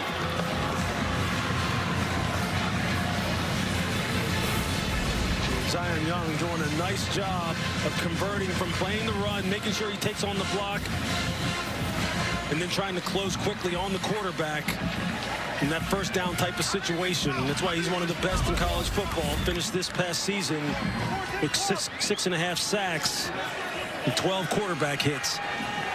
We had Missouri the week after they played Auburn. We had the Vanderbilt game. Watching that Auburn tape, Zion Young was unblockable in that game. Here's Zay Davis, breaks a tackle, and makes it 3rd down and very manageable. 3rd to about 1.5 yards. Braylon Henderson couldn't bring him down near the line of scrimmage. How about they'll play with tempo? How about freshman Zay Davis coming into this game with just 11 carries on the season? Quick snap, Zay Davis. Yes. That's another 3rd down conversion. They're 9th. This is where yards get tougher, though. Once you start getting down here, you're not quite in the high red zone. Obviously, you haven't crossed the 20 yet, but this is where the field shrinks and gets condensed. This is the 15th play of the drive, and you're still only at the plus 27-yard line. I mean, you run a lot of plays. That's hard to do. It sure is. I mean, when are you going to take your shots? When are you going to look for it down the field? It seems as though Eli Wood is the guy. Here's that bunch formation that they started the game with. They ran a jet sweep to Ross. This time they faked that and shoot one up the seam. Sage Ennis into the red zone. They came back to that formation that they began the game with. Missouri got a tackle at the line of scrimmage, not this time. You see Sage Ennis right here. He has 5 touchdowns on the season. All of his touchdowns have come from the 15-yard line inward. So this is his area where they use a lot of this deception to get him loose. How hard is it to tell which players are eligible with that formation if you're a defensive player? Very, especially if a team is moving fast. You have to understand who's covered, who's uncovered. You have to look along the line of scrimmage and try and see who the eligibles are. I mean, again, this is Des Kitchens just making this Missouri defense think. Morris off play action. Scrambling to the sideline. Gets to the 10-yard line and runs out of bounds. It has to be hard as a defender. The guy in your brain looks like he's the right guard, all of a sudden is running up the seam. Absolutely, because you have to look out there to your right, and all those guys are bunched up. You're going, who's on and who's off? And how about Chandler Morris's speed right here?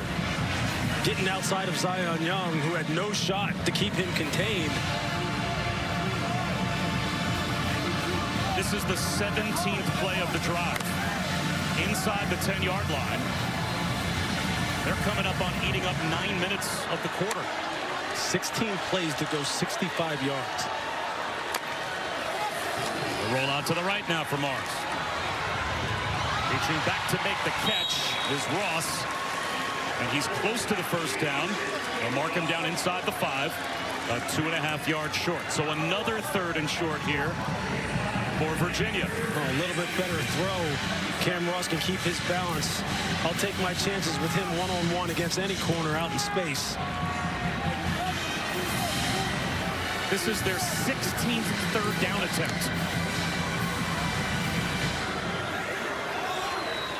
They've got an extra offensive lineman at the line of scrimmage, and now Whaley lines up to take the direct snap.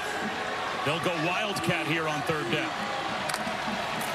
Whaley fakes the pitch, runs right, close to the first down. Depends on the spot. It looks like he's got it. It'll be 1st and goal at the 2. Tristan Newsom made the tackle. Could not keep Harrison Whaley from picking up the 10th 3rd down conversion.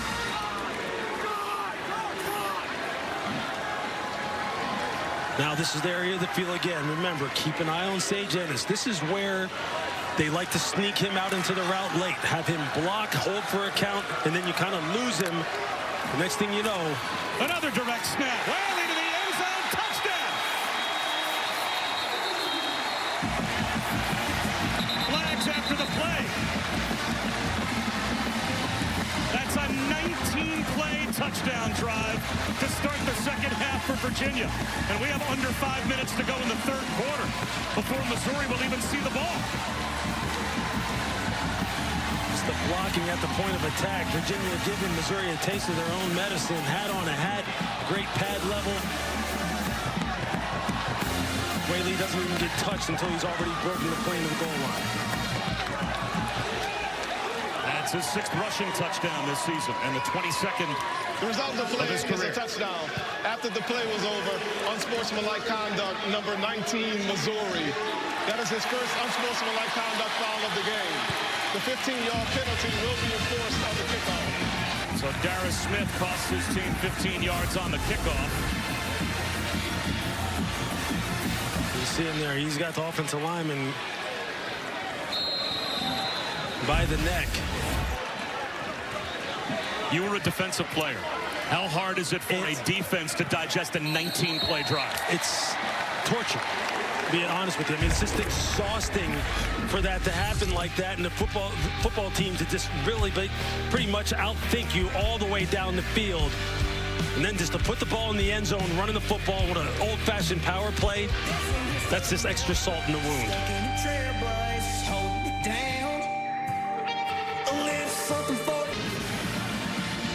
A record-setting drive for Virginia.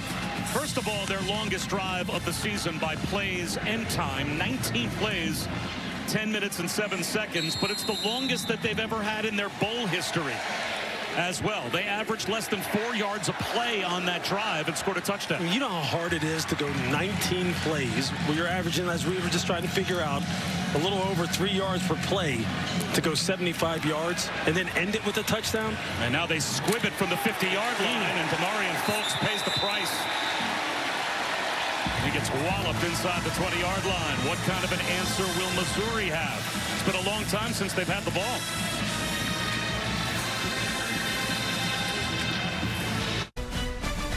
The TaxSlayer Gator Bowl is brought to you by Discover Amelia Island, Northeast Florida's charming coastal getaway, and Capital One.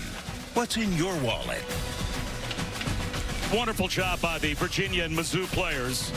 With the North Florida chapter of Blessings in a backpack, each team packed 500 bags of non-perishable food that is distributed to local elementary schools. With school returns, each bag had a handwritten note by one of the student athletes providing words of encouragement to the young people that receive those backpacks. It's always such a big part of Bowl Week, and they do an unbelievable job here in Jacksonville at the TaxSlayer Gator Bowl of getting the two teams involved in a charitable event. That's a great job. Talk about a great job, by the way. A 19-play touchdown drive for Virginia. It's been over 45 minutes, including halftime, since Missouri last ran a play on offense. And they start with an incompletion here, intended for Kevin Coleman. So now it will be 2nd down and 10 for Mizzou at their own 19-yard line. And that ball is just late getting out of Matt Zoller's hands, and then it's too high. He's got to play on time and in rhythm. The passing game really just limiting the scope of this offense right now as far as its ability to be multiple. Now they go Wildcat. Roberts hands one. A little stutter step by Coleman.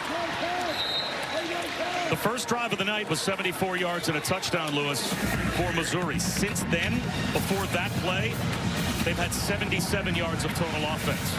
And you can see Eli Drinkwa's just trying to figure out a way to spark this offense ever since that hot start has really cooled off. 5 drives, 92 yards, a missed field goal and 2 punts. That's not it. That's not what they're looking for. They're trying to get it going here. And they're 2 for 6 on 3rd down. Trying to keep this drive alive. 4-man rush. Zollers. Tipped ball. Intercepted on the carry. Emmanuel Carnley with the takeaway. And Virginia right back in business.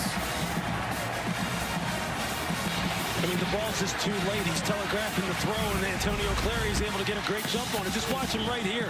He never has to take his eyes off of reading this route combination and just breaking on the football because Zollers leads him right to it. And then the ball's late. Ball gets tipped up in the air, and that's his zone coverage. Zone coverage is about your eyes, the anticipation, and getting breaks on the ball. And as secondary defenders, you're just breaking on the throw as well, hoping to get some tips and overthrows. Carnley's standing right there going, I'll take that. The offense is set up again here on the plus side of the 50 on the 35.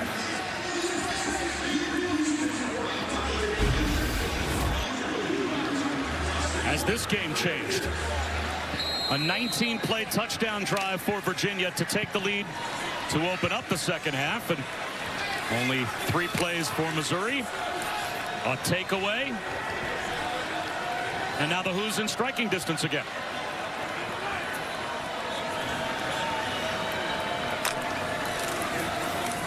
Whaley. Forced back at the line of scrimmage. Damon Wilson met him again first. Well, these ends can play. They sure can. They're just so athletic. They can play the run. They can rush with power. They can rush with finesse on the perimeter. But hey, hat tip again to Virginia and their play calling, just keeping this defense off balance, sprinkling in the occasional trick play, odd formation, the slowdown type of plays that make them think before reacting. Morris swings one right. Sage Ennis stepped out of bounds. Picked up close to 6. So now 10 for 16 on 3rd down are the Who's, and they've got another 3rd down and manageable. You can see they've been good on 3rd down all year. Absolutely. And it's just been death by like 1,000 cuts here. They're just methodically taking advantage of missteps on the part of the back 7 for Missouri's coverage unit, just not matching patterns, not playing with good eyes, and they're just taking those small little chunks and taking time off the clock. To the near side. Pitch and catch. Cam Ross easily picks up the 1st down. Chandler Morris again accurate on the move. Here's this a great combination against man coverage. It's a little pick route concept where they're able to get Cam Ross free as the slot player on the inside in that trip set out to the flat. Again, another death by 1,000 cuts. Quick throw, easy high percentage throw, and then let your guys do the rest with it, with the ball in their hands. And for a team that is as good running the football as Missouri is, would you ever think it'd be a double-up time of possession for Virginia? They have owned the clock. Here comes the blitz. Morris backpedaling. Morris in trouble. Avoids a sack. Heaves one right. Incomplete over the head of Eli Wood. Well, that was well done by Chandler Morris just to run away from Langdon Kitchen. Chandler had an outlet. He had Jamal Edrin sitting there as his outlet to his left. He just doesn't see him because he's got defenders in his face. That time, Nicholas Rodriguez had jumped up into his line of sight. Still able to get the ball away and prevent the negative play.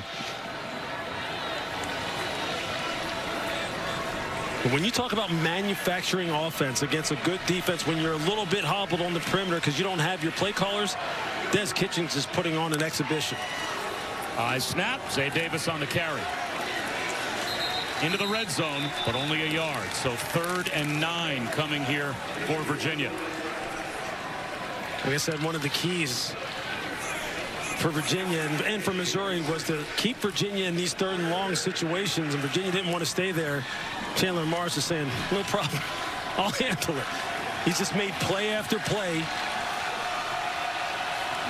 He is a coach's son. Of course, his dad, Chad, was the offensive coordinator at Clemson before Tony Elliott. He grew up at the Clemson facility. Quarterback run here. They're going to play for a field goal. Zion Young was waiting at the line of scrimmage for Chandler Morris. So here comes the field goal group as they'll try and get 3 after the takeaway. Both of these ends loop inside here, and you just see them. There's just nowhere for Chandler to go as Zion puts the clamps on him and puts him down and forces him to kick a field goal. This defense is not used to teams driving the football up and down the field on them like this. So Bettridge from 38. And that is right down the pipe. So it's a touchdown lead for Virginia with a minute to go in the 3rd.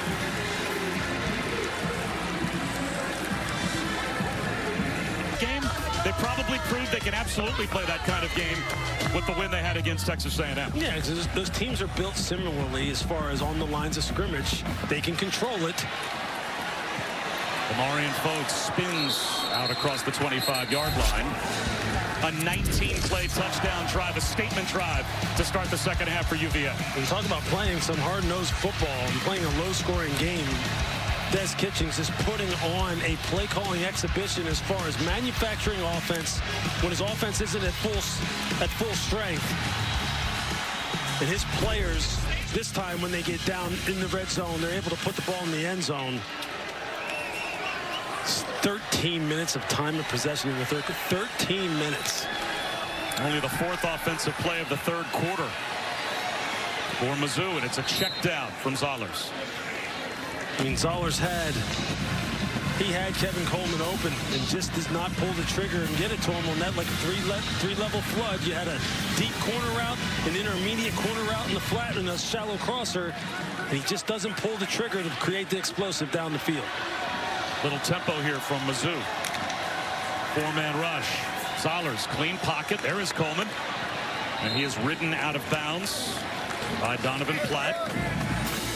It'll be 3rd down and close to 4. You see in the past 2 series, Eli Drinkwitz trying to get Kevin Coleman involved, trying to get him some targets. He's one of the other guys besides Alubade on the perimeter that can make the big plays down the field. Just has not been able to get loose. See if they snap it before the end of the quarter. They don't have to. Could be a hard count. They do get the play off. Zollers, Coleman makes the catch, driven back. 2 yards short of the 1st down. That will take us to the end of the quarter, and it will be a 4th down call for Missouri when we come back. Good tackle by Devin Neal.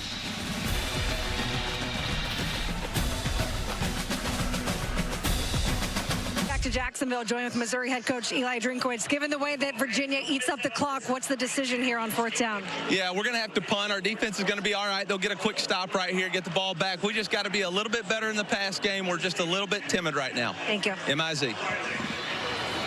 Yeah, Louis Riddick, I think Eli Drinkwitz seeing some of the same things. That might be code for what he sees with Matt Zollers, a freshman quarterback. He says it's timid. You said just not seeing it downfield at times, not pulling the trigger? Yeah, and he's just late in letting the ball go because he wants to make sure the receiver is open instead of anticipating and throwing him before he comes open. Short punt. It's up the sideline and goes out of bounds. That's not the punt they were hoping for from Connor Wesselman.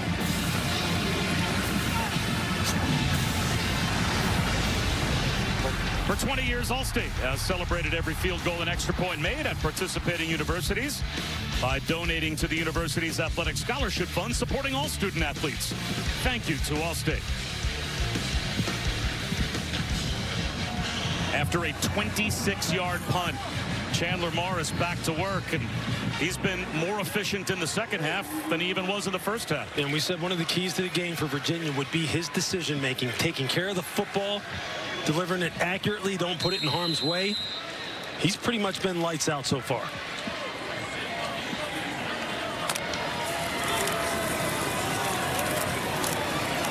Bulldozing up the middle for 3 is Harrison Whaley. 2nd down and 7. These tough inside runs, these inside zone runs, where Whaley is running the football right into the teeth of the defense. They're picking up 3 and 4 yards against a Missouri team that was top 20 in the country in rushing yards given up per game.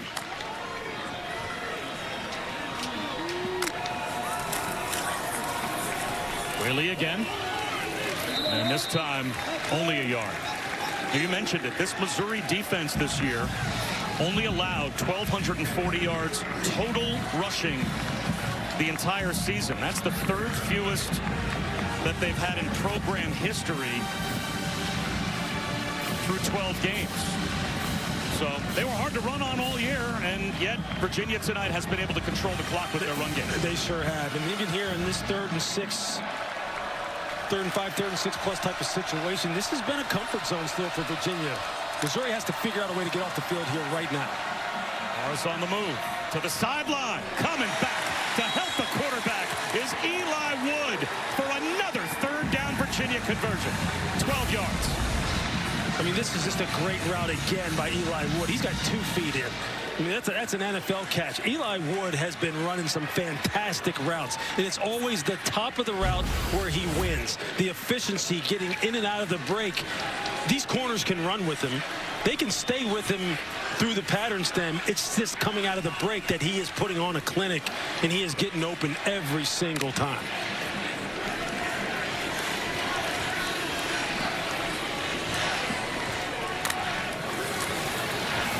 Whaley through some contact, a couple of yards. Another tackle for Nicholas Rodriguez. I mean, just watch Eli Woods. He's going to be out here to the left. He's out over here. We just can't see him right now. But you'll see him come into the screen and just watch the efficiency with which he gets out of the break. You see him right there.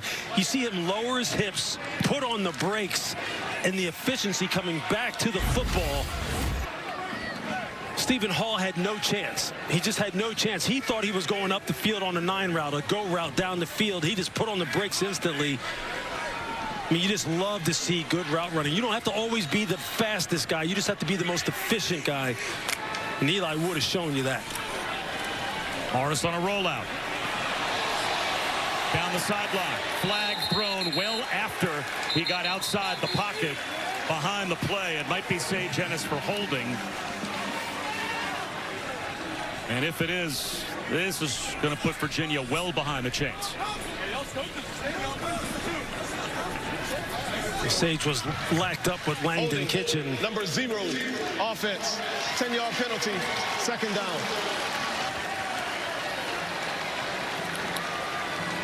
And he just didn't let go of Kitchen. You see the right hand. A lot of times, if you're faced up with the guy, they'll never call that because your hands are concealed.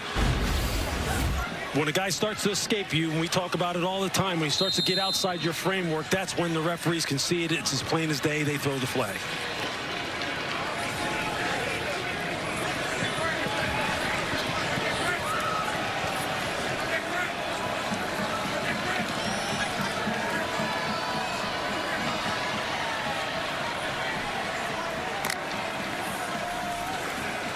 Out to the sideline. Jitterbugging is the true freshman Isaiah Robinson. That's only his 3rd catch this season, and he only picks up 4. So now it's 3rd down and 15. Yeah, this is one of these situations where they're not going to try and get it all. They're not going to try and get the 15 yards. They're just going to see what they can do as far as maybe cutting this distance in half and then make a decision from there. Or maybe they pop a big one. They are 12 for 19 on third down, in large part because of the 9 for 9 by Chandler Morris. This has been their superpower tonight. Third down conversions. Down and out, and you're right, they got about half. John Rogers walls off a defender and makes the catch. So now, after a 7-yard gain or so, it's third down and 8. Again, fourth down and 8, pardon me. I mean, I think Tony Elliott's looking at this and he's saying, hey, you know what? We're kind of in that area where we've been able to move the football. I really trust my quarterback here tonight. Typically, you would punt this with a touchdown lead, with a 6-point lead, but I wonder if he's still going to wind up ultimately pulling his offense off the field and putting the punt team on there and trying to pin Missouri deep. Let's see if this is a hard count by Chandler Morris, or if they'll snap it on fourth down and 8. They're going to run a play. Nope, pooch punt. Chandler Morris with Wood after it. Down inside the 5.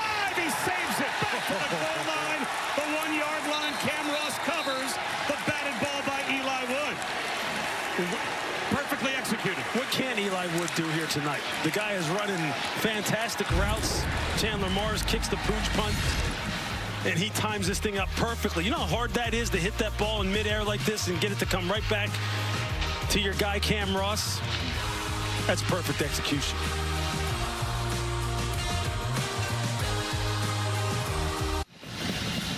Both teams trying to make program history tonight. UVA gets a win for Coach Elliott. It would be the first 11-win season ever at Virginia. And for Missouri, they're trying for their third straight 9+ win season. They've never done that in program history. And right now it's advantage Virginia. Bouncing left and getting out to about the 4-yard line is Jamal Roberts. Landon Danley came up to make the stop. We've been talking about it ever since that first series. This Virginia defensive line has really, really settled in and playing great at the point of attack, and these linebackers are flying to the football, shutting down this run game. Bulldozer run up the middle. James Jackson makes the stop. That's tough running between the tackles, though, again for Roberts.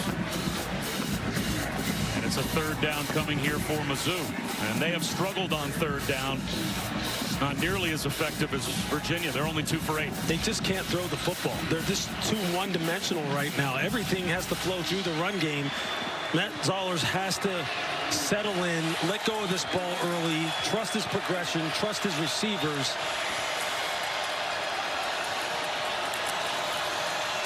Zollers, he'll run for it himself. Out the fake toss.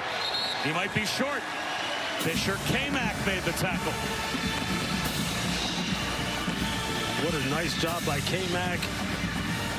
Nice job by the linebacker Landon Danley. They read this play perfectly.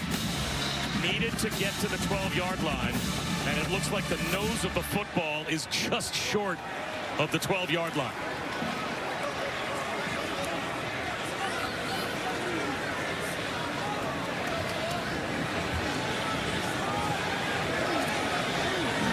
So they'll run the chains out. It looks like they are short, but only by inches. Nope, a little more than inches. It's more like 2 feet. If you're Eli Drinkwitz, you were in that headset and you were telling Matt Zollers right now, tell that offensive line, tell Keegan Trost, tell Curtis Pigler, we are running right behind them and they better get us a foot. They have got to come off the football and you put the ball in the hands of your running backs and tell them we have got to be able to get a foot. Well, Ahmad Hardy's on the sideline. It's still Jamal Roberts at tailback. Fourth down and less than 1. Will they snap it?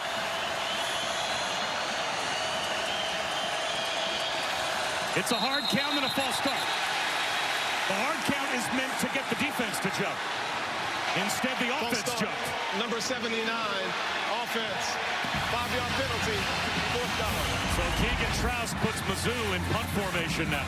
And that's just why I said to run the football behind. I didn't mean for him to jump off sides.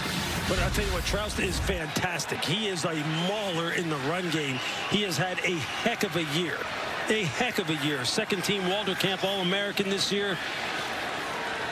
He's one of the top tackles in the country.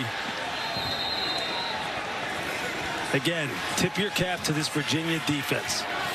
They have really locked in on this Missouri running game. Wesselman from the end zone. A much better punt this time. Driving Ross all the way back to the 42. Up against the sideline, nowhere to go. Boy, from the end zone for Connor Wesselman. Double the distance of his last punt. That was a great job.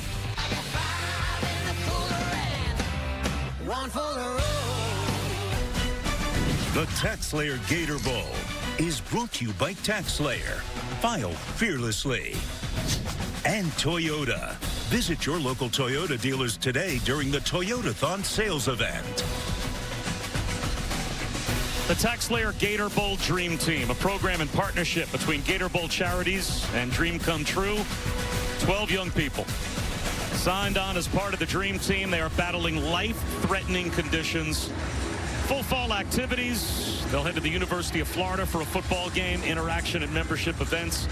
And they got to meet players and coaches before tonight's TaxSlayer Gator Bowl as well. And they will be recognized on the field. Just another great part of the TaxSlayer Gator Bowl this week. Well, Virginia, they're only up by 6, but they have dominated time of possession. They've owned the second half, and now they've got great field position, up a score at their own 42-yard line. Toss to Zay Davis. Cuts it upfield. Picks up 4 yards. Bob Wischusen here with Lewis Riddick and Chris Budden as we approach the midway point of the fourth quarter of the TaxSlayer Gator Bowl. And boy, this is a huge possession in this game, Lewis. A field goal even on this drive for Virginia makes it a 2-score lead. And the way this game has gone, that might be impossible for Missouri to come back from. It sure might be, because they are so one-dimensional right now, and they can't get that one dimension going, that being their running game. If Virginia can get 4+ consistently on first down and keep it 2nd and 6, 2nd and manageable like this, you're right, they could chew up this 8 minutes in a hurry. Right up the middle. Bouncing is Whaley. A yard short of the first down. Another third down coming here for Virginia. Their 21st third down tonight. And Whaley, with a little hitch in his giddy-up, heads to the sideline. Well, Tony Elliott told us this is more or less a measuring stick game for his program. He wanted to see how they matched up, especially along the lines of scrimmage, against this SEC football team that he had a ton of respect for. And he said his defensive line has to play with pad level on footwork and physicality. And offensively, it's going to be all about decision-making. They have nailed both of those things ever since the first drive of the game. Well, they've got 7 offensive linemen, and they direct snap it to Zay Davis. And he gets another. Who's third down conversion? The blocking at the point of attack. That's what it's all about.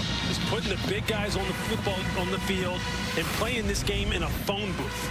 Just watch the right side of the offensive line. Look at the angles that they have on the front 7 of Missouri.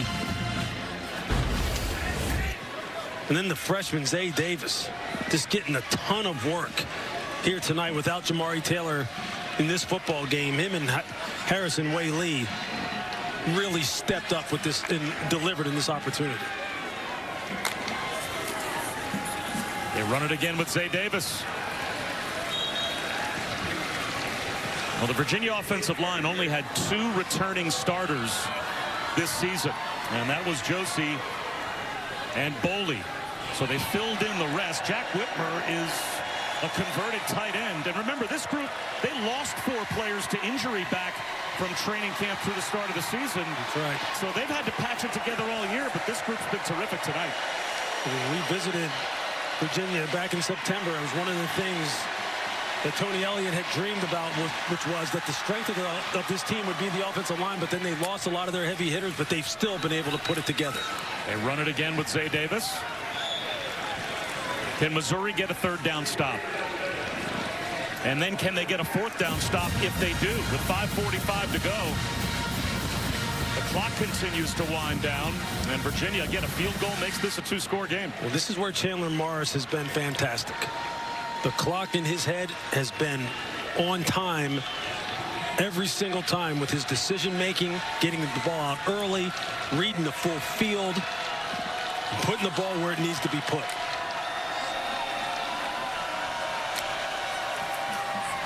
They hand it off.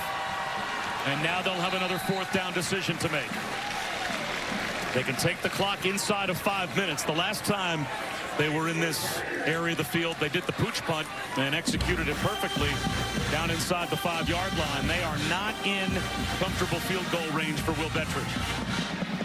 There's no question. Tony Elliott is now playing the clock game a little bit. You know, not throwing the football there on that 3rd down when they've been so good. I think he just wants to keep this clock moving and try and close this game out.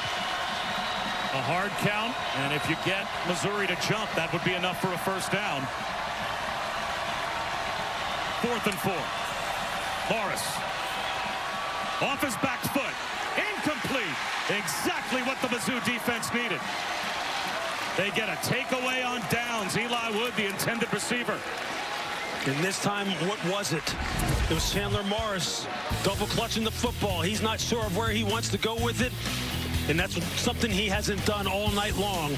Big stop for Missouri.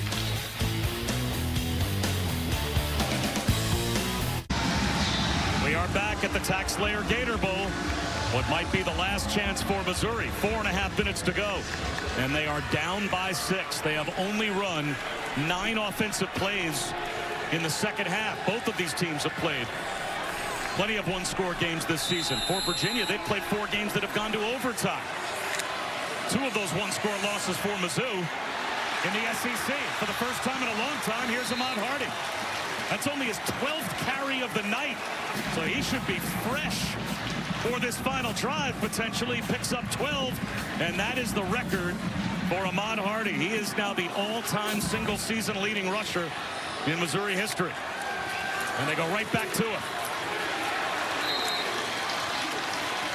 5 more yards. This offensive line is coming off the ball with some physicality and pad level now. And Ahmad Harding, you can tell he is hitting this ball downhill with some serious authority. Very decisive with his cuts. You just get the feeling he's going to break something here soon because he's done it all year long. Backing his way to about the 40-yard line, a yard short of the 1st down. You can just see these safeties now that they see that he's in the game, and they see that what they're going to try and do is just put this game in Ahmad Harding's hands. This is where typically you have an opportunity now to go up over the top. Because if I was out there playing defense right now, I'd be like, where's 29? And my first inclination would be I need to get closer to the line of scrimmage.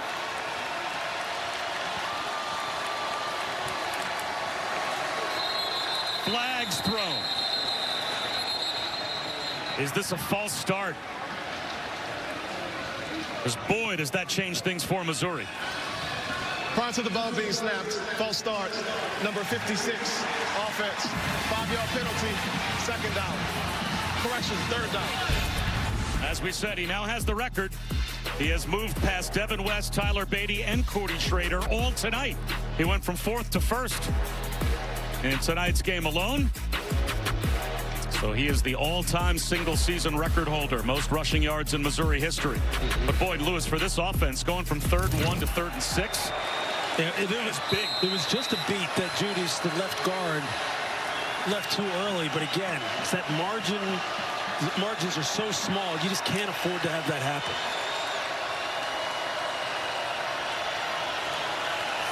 Down to 2:50 to go. They'll run it with Harding. And he runs angry for about 4 yards. Did you see how he was like 6 inches off of the ground and continuing to just push? He's just so strong in his lower half.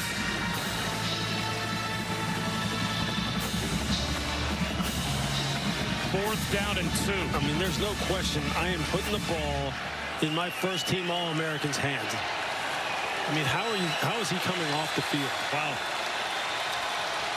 He doesn't look pleased. They don't have to snap the ball before the 2-minute timeout. They can try a hard count. Olubade in motion. They do snap it. Zoller's on a rollout. He's going to hunt for the sticks himself. Did he get there?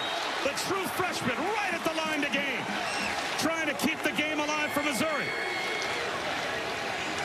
There's some celebration on the Virginia sideline. They think they've got him stopped. He's out of bounds short. If this spot holds, it's a takeaway on downs for Virginia, and Eli Drinkwitz can't believe it. He had the ball in his right hand instead of his left. You see it there as he starts to go out of bounds. This is the 2-minute timeout. Right there, his foot is out of bounds.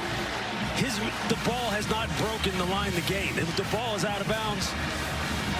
You see it, it's in his right hand. He doesn't extend it. This is going to be Virginia's football. A yard short at the 2-minute timeout. We're back in Jacksonville. Don't forget, you can check out the ESPN app for the Capital One postgame immediately following tonight's TaxSlayer Gator Bowl. Timeouts available for Missouri, but they have to get a 3-and-out stop here. Jay Davis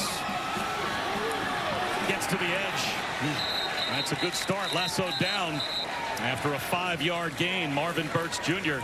made the stop. There is timeout number 1 called by Eli Drinkwitz, but they made an announcement while we were away, Lewis, that they did review this play and accurately confirmed exactly what you said. He was short. Yeah, one, the ball's in the wrong hand if you're just trying to sell out and get this first down.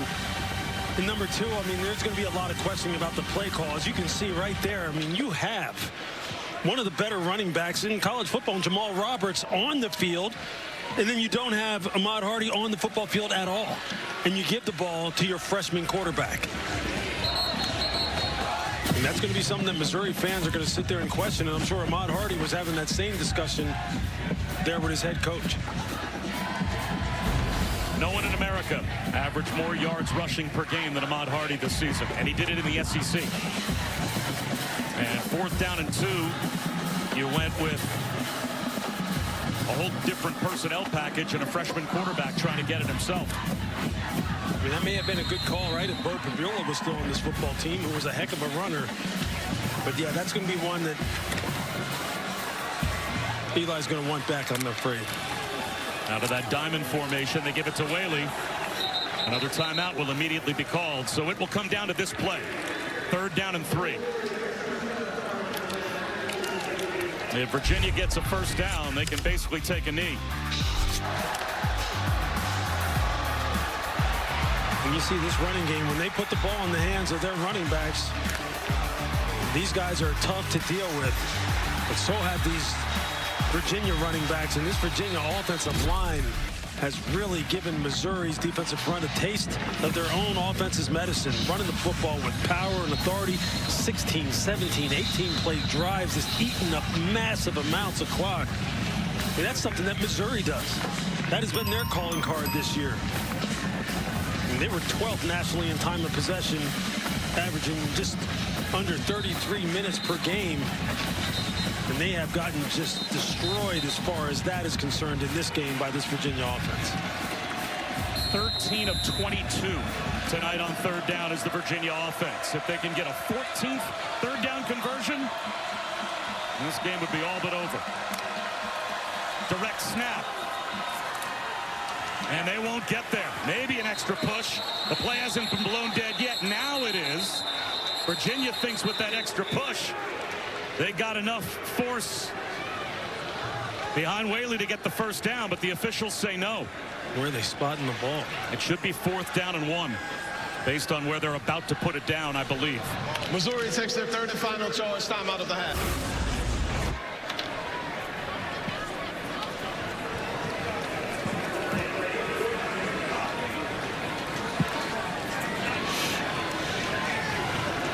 So 4th down and 1 at midfield. I would assume Virginia would probably be thinking punt. For a low-scoring game, it's been fun. Bob Wischusen here with Lewis Riddick. Chris Button is with us as well. And the first drive of the game, The run game for Missouri comes out, dump trucks Virginia right down the field, scores a touchtouchdown. Yeah. The Virginia defense has pitched a shutout since then, and it looks like it'll probably be in their hands one more time. Yeah, look, I mean, that was the thing that Tony Elliott told us that his defense was going to have to do. They were going to have to settle in and play fundamentally sound against one of the best running teams in college football. They've done that. He said we have to play smart, mistake-free football on offense. They've done that. And now, wow, they've made just enough plays at the most opportune times. Tony Elliott on his side of the 50, at least for now, they are lining up to go for it to try and end the game. Couple of claps. Missouri holds firm. Couple of more claps. The Mizzou defense holds their water. Now they lean forward. Is it a tush push? Will they snap the ball?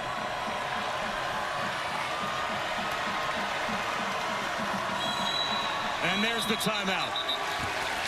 Great job by the Missouri defense to stay disciplined and not take the bait. Missouri fans just holding their breath. I mean, you could just feel it on that sideline. Like, don't you dare move. Just let us have one more crack at it.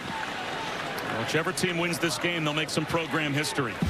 Virginia, in 136 years of playing football, they've never had an 11-win season, and Missouri's never won 9 or more games 3 years in a row. Mizzou was the first team since 1984 in Georgia in the SEC to have back-to-back 10-plus win seasons and start a game unranked. So for a 10-win season, back-to-back in the SEC, they were kind of disrespected from the start of the season.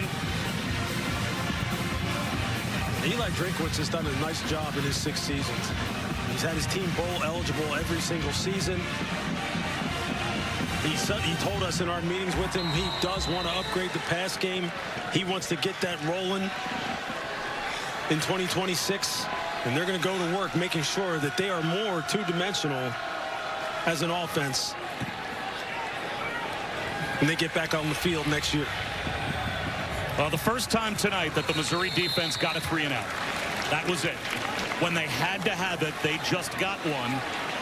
And that means Matt Zollers is going to get one more opportunity. They're out of timeouts, but a minute 33 when the clock stops when you make a first down can be a long time in college football. And it's all 4-down territory. They have to have a touchdown. I don't care how good you run the football or how good your defense is. It's hard to win football in 2025 only throwing the football for 45 yards. You have to be more productive here. He has one last shot at it. Let's see if he can come up big. And they'll run it here. Wow. Jamal Roberts gets a yard. If you're going to do that, you wonder why you might not do it with Ahmad Hardy. But he's on the sideline without his helmet.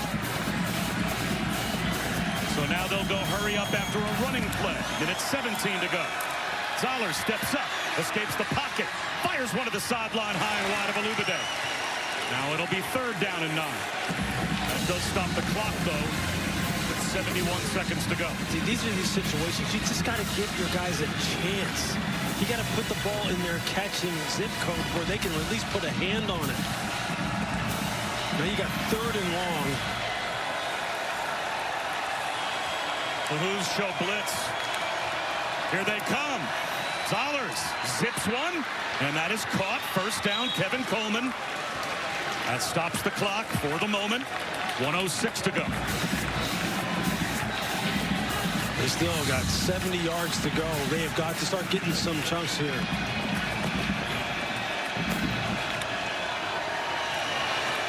Long throw on time to the sideline. Very much keeping the game alive. Daniel Blood's first catch of the night. That's a quality throw right there from the freshman Matt Zollers. Opposite hash, that's a long throw that you have to put a lot of horsepower on, put it on a rope, and he delivers. He didn't quite get out of bounds, so the clock restarts. That's a 4-yard gain for Jamal Roberts. The clock just continuing to tick. Yeah, running plays can't be part of what they do. Needing a touchdown, they're down to 35 seconds. Olubide scoops it up. And it is a first down. He was inbounds, so the clock stops. They have to get set. 32 seconds to go and be ready to snap it. 4-man rush. Zollers down the sideline to Illuminated. They're in business. That's a big time hole shot against this inverted kind of cover 2 look. He puts it right where it needs to be against their big playmaker and freshman to freshman. This almost feels for Virginia like a basketball timeout trying to stop a run. I mean, you got to see this throw from the sky cam. I mean, just look at the hole he has to fit this thing into, and he puts it on a rope. That's a lot of arm strength. Puts it on his back shoulder so he can step right out of bounds. That's a big-time throw. Big time. You can see his facial expression. He knows he has to put everything into that to get that ball in there.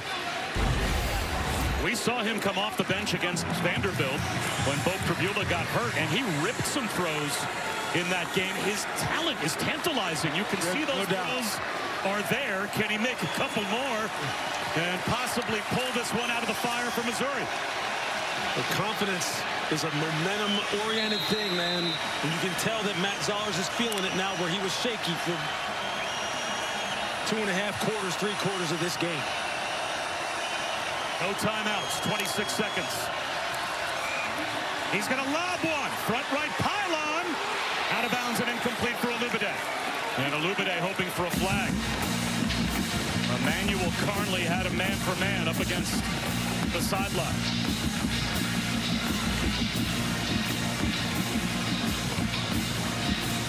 Illuminated, a big playmaker, 6'2", 207 pounds.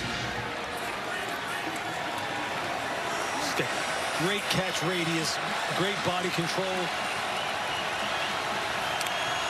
4-man rush. Zollers in trouble, backpedaling to the sideline, throws it away. 15 seconds to go, 3rd down and 10. See, now is where you've given Illuminated a playoff. Doesn't have to run a route. It wasn't primarily at the point of attack. Now you got to scheme something up for your best guy on the outside. Who is the guy that can go win the game for you in the air? Here they have him in a reduced split down here at the bottom of the screen.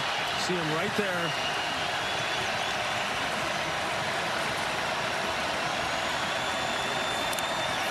The Who's bring a 5-man rush. Zollers out of the pocket. In trouble. Can't take a sack. Heaves it out of bounds over the top of Coleman. Daniel Rickard put the pressure on. He got outside the tackle box and was able to avoid intentional grounding, and he might be hurt. But he's going to pop right back up. And he took a heck of a hit. You're going to see his head snap back and hit the ground. Right there. I mean, that immediately grabs his helmet. That whiplash effect. Now, the officials have the ability to remove a player if they fear there might be a head injury. If you do that, they'd be bringing a walk-on backup quarterback off the bench. 8 seconds to go. It looks like they're sending Zollers off the field. They saw what you saw, Lewis. It snapped to the field, and they're worried about a head injury. So for the first time tonight, Brett Brown, a walk-on, comes on the field, the backup quarterback. And it was all because of his reaction, how he grabbed his helmet when his head had that whiplash effect and hit the ground. So Brett Brown floats left, tosses one in the end zone. Incomplete. Daniel Blood came up with the football, but they say no catch.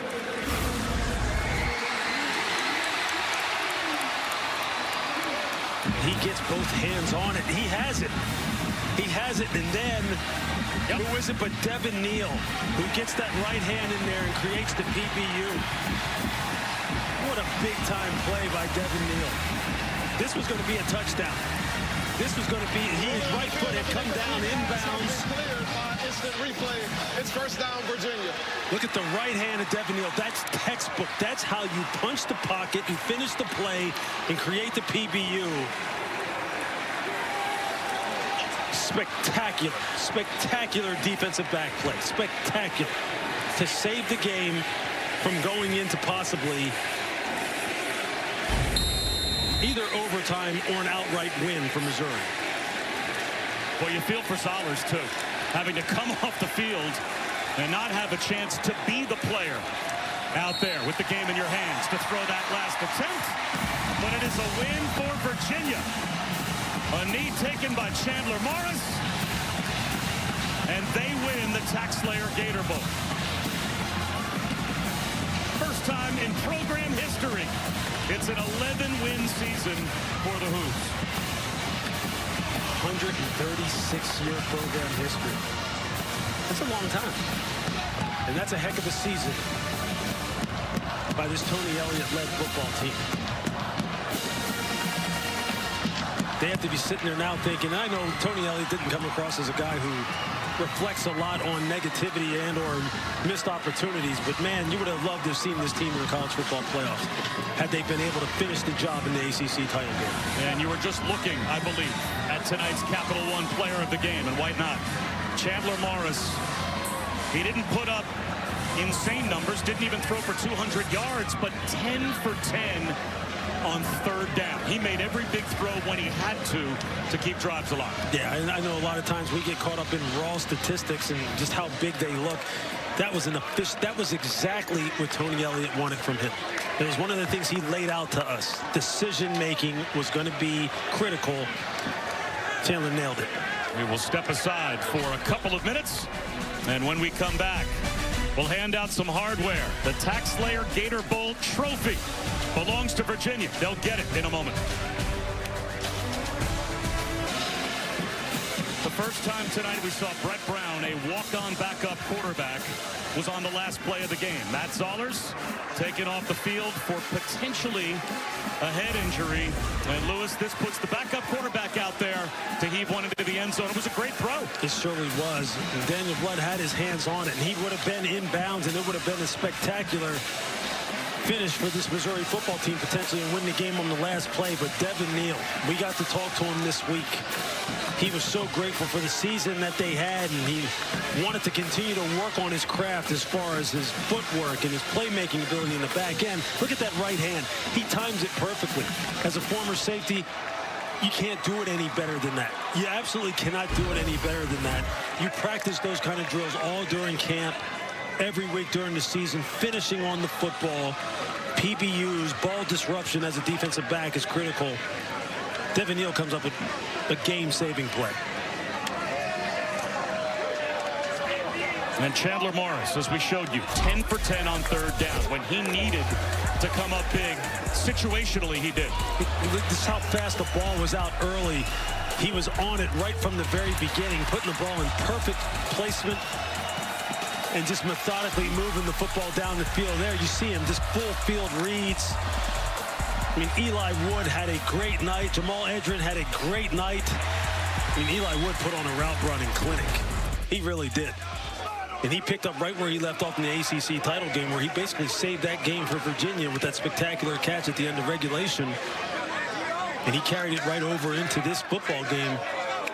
And Tony Elliott told us he practiced his football team hard. Yeah, they came down here with an intent to finish this season off. But his players weren't that happy about it. He said his players were angry because he put them in full pads for a couple of practices leading up to this game. It paid off. Yeah, absolutely. So it looks like Chris Budden is ready to go, and she's going to help present the trophy.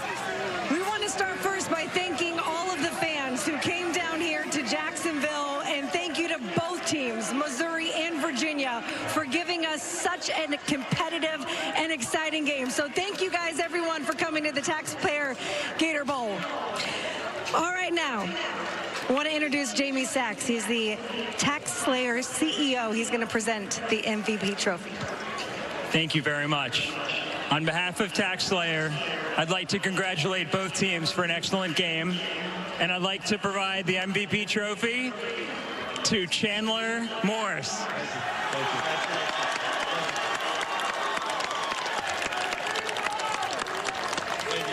Hold that up, Chandler.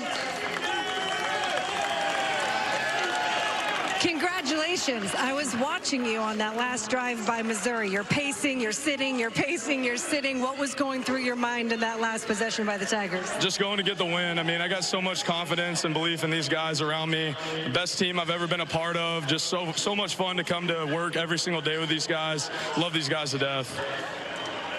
It's been a long career for you. It might be even longer. We will hopefully find out soon. But you get to be part of a historic season, 11 wins, something that Virginia has never done. What has it meant to spend this season with Virginia and put them in the record books? It's been unbelievable. I mean, I'm so grateful for this opportunity Coach Elliott gave me and his staff. Great staff. I've enjoyed it. And then, I mean, in the locker room, it starts in the locker room, and it's the culture that Coach E and his staff's built here. And this was a culture win, and this is what we're all about. Congratulations, Chandler Morris, your MVP. Thank you. And now to present the Ash Verlander Champions Trophy, Tax Slayer Gator Bowl chairman, Sarah Pombasso. Sarah? On behalf of the Tax Slayer Gator Bowl trustees, Green Jacket members, and all of our volunteers, I would like to present the trophy to Coach Elliott and the Virginia Cavaliers.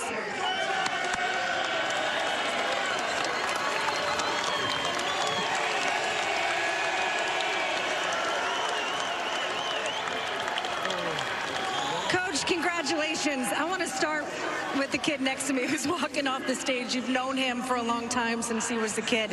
He helped lead this program to 11 wins. What's it been like to coach Chandler Morris? First of all, I got to give all the glory to God. Without him, this wouldn't be possible. But to Chandler, he's a winner. He's a competitor, and he believed in me, which means the most. And then he came here and he created that same belief in our locker room, so we wouldn't be here without him. 11-win season goes in the record books for the University of Virginia, and it wasn't always easy. Some early injuries, particularly up front to the offensive line, but you guys battled through, and you battled back after the ACC championship. What has it meant to be a part of this season with Virginia? Oh, it's look at them guys over there. Look at those smiles. That's what it's all about. Unbelievable leadership from the top down, complete buy-in. They believed when everyone said they couldn't. They were picked to be 14 out of 17 in the ACC. They believed that they could earn their way to Charlotte. Came up a little bit short. They wanted to be the best team ever in school history, the first team to win 11 games. And really, they've really revived me as a coach. Man, they brought the fun back. It's been a lot of football in Charlottesville. What was it about the makeup of this team that brought them to 11 wins? They were a team. They really came together and put personal goals aside. We had great leadership, and then we had unbelievable commitment. And that was our motto all year long, TLC to CLT, and it got us to CLT. We came up a little bit short, and then it transitioned TLC forever. And now this team will be remembered forever. Congratulations, Tony Elliott, your Virginia Cavaliers on the win, and an incredible season capped off with a win here at the Tax Slayer Gator Bowl. Bob? Thank you. Thank you so much. Congratulations indeed, as Virginia wins the Tax Slayer Gator Bowl. 13-7 is your final. They give up a touchdown on the opening drive of the game, and their defense pitches a shutout the rest of the way. For Chris Budden and Louis Riddick, I'm Bob Wischusen. Thanks so much for watching. We say so long from Jacksonville. Let's head back to the studio and Kevin Nagandi. Bob, thank you.